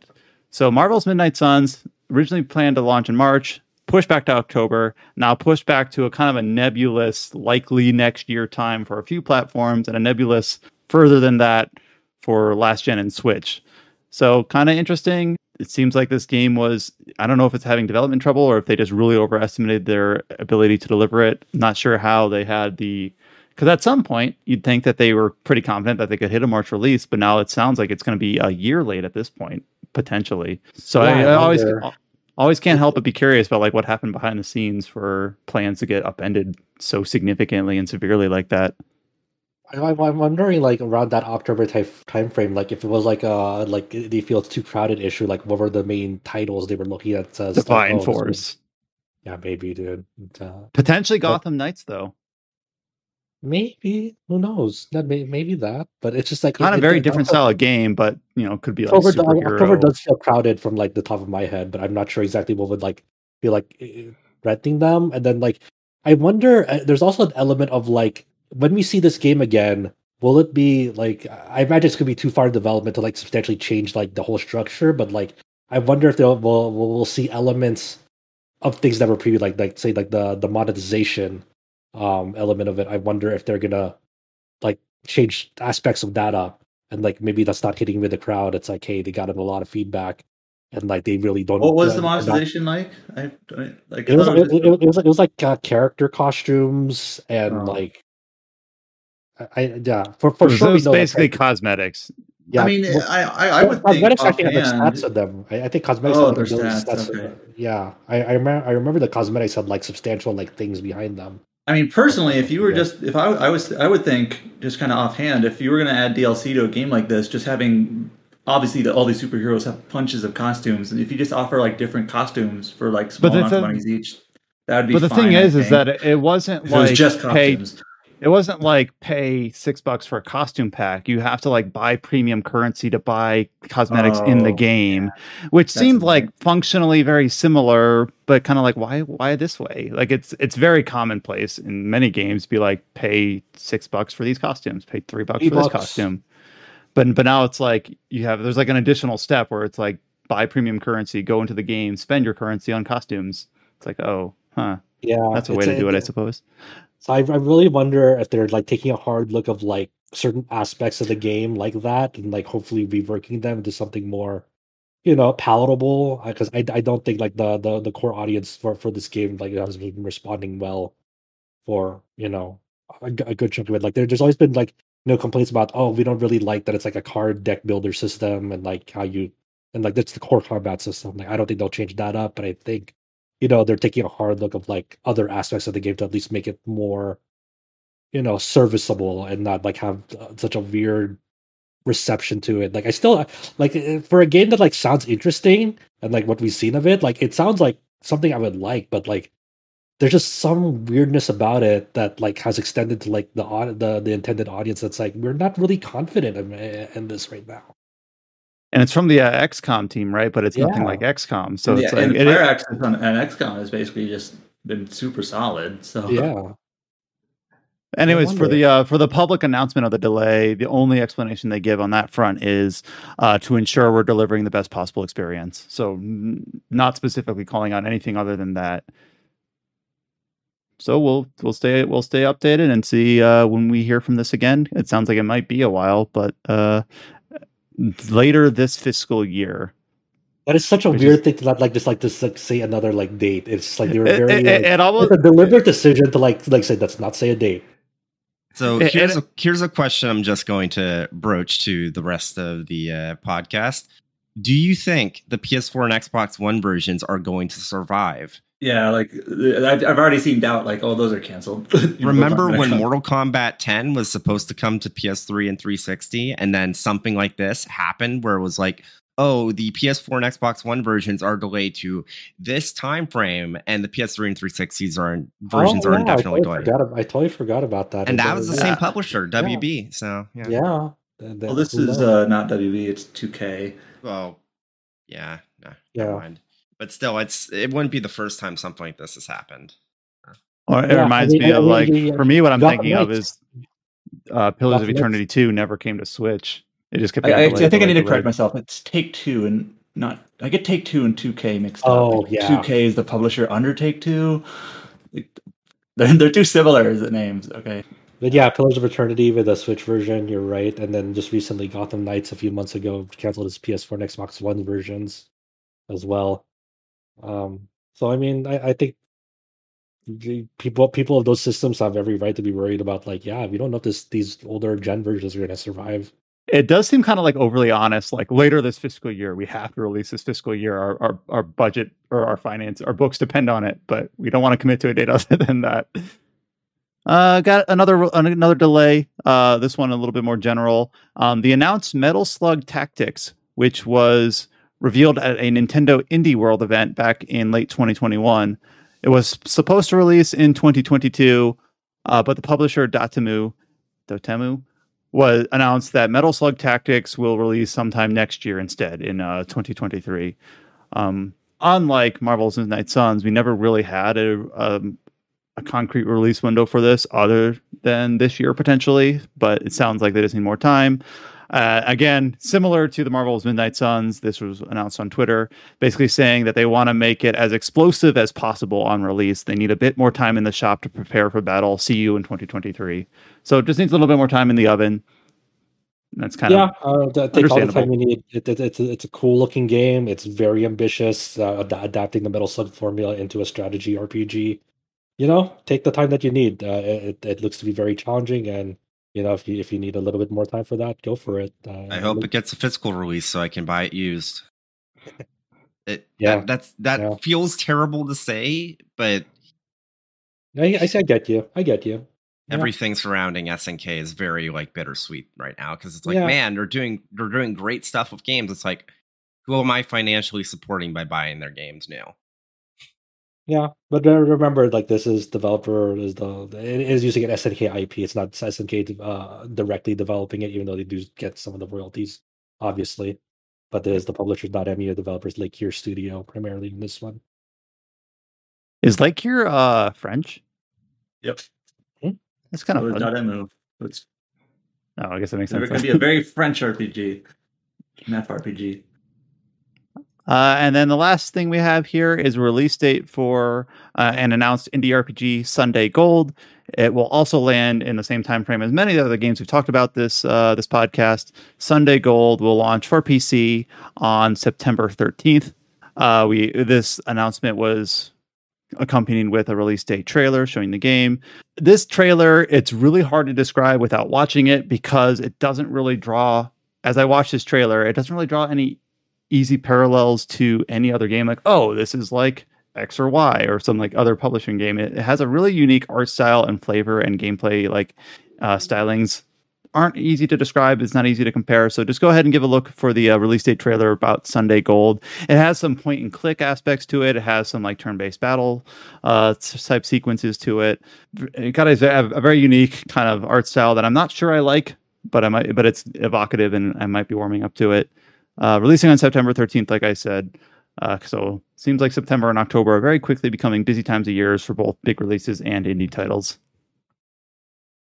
And with all of that out of the way, I think I've covered everything. So a little bit of a hodgepodge, some big titles, some small titles, new release dates, delays, and a lot of different trailers of all different sorts of scales that we've been able to go through today. Or all of this is up on the site. So if you want to see any of the trailers that we've talked about and discussed here, they're up on rpgsite.net. So thanks to Adam, James, and Josh for being so diligent in covering all this news as it comes in over the week.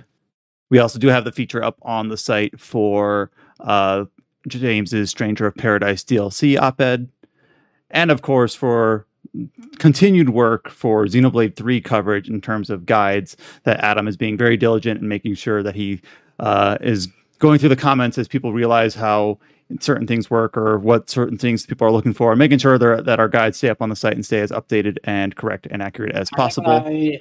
Adam, I just want to give a shout out to the commenter that figured out Arden breeding in Xenoblade 3. You're a champion person. So that apparently required like hours and hours and hours of resetting and trying, and yeah, that is not an easy task to test for. So if you're listening, thank you so much. So that concludes this episode of the Tetracast. You can follow RPG Site on all the social media channels. We're on Facebook, Twitter, YouTube, and Instagram. Just search for RPG Site. We do have a Discord channel. You can go to discord.gg/RPG Site or hit the link at the top of the homepage. You can go to rpgsite.net to catch up on all the news that we've talked about on this podcast, as well as the recent reviews for Xenoblade and Live Alive and all the rest. We should maybe have a Digimon Survive review soon. Obviously, we have the work in progress on the upcoming Soul Hackers 2 and all the other games that are going to be coming out as we head into the autumn months. And you'll hear from us next week on the Tetracast, hopefully talking about some of those games as we get to them. Still potential for a future spoiler cast on Xenoblade 3. We've heard a little bit of people that have been interested in the idea. Of course, not everyone here has even finished it. I'm looking mostly at myself. So we'll keep that on the back burner as a potential option before the end of the year. And until you hear from us next time, stay safe and take care. And we'll talk to you later. Rocket launcher.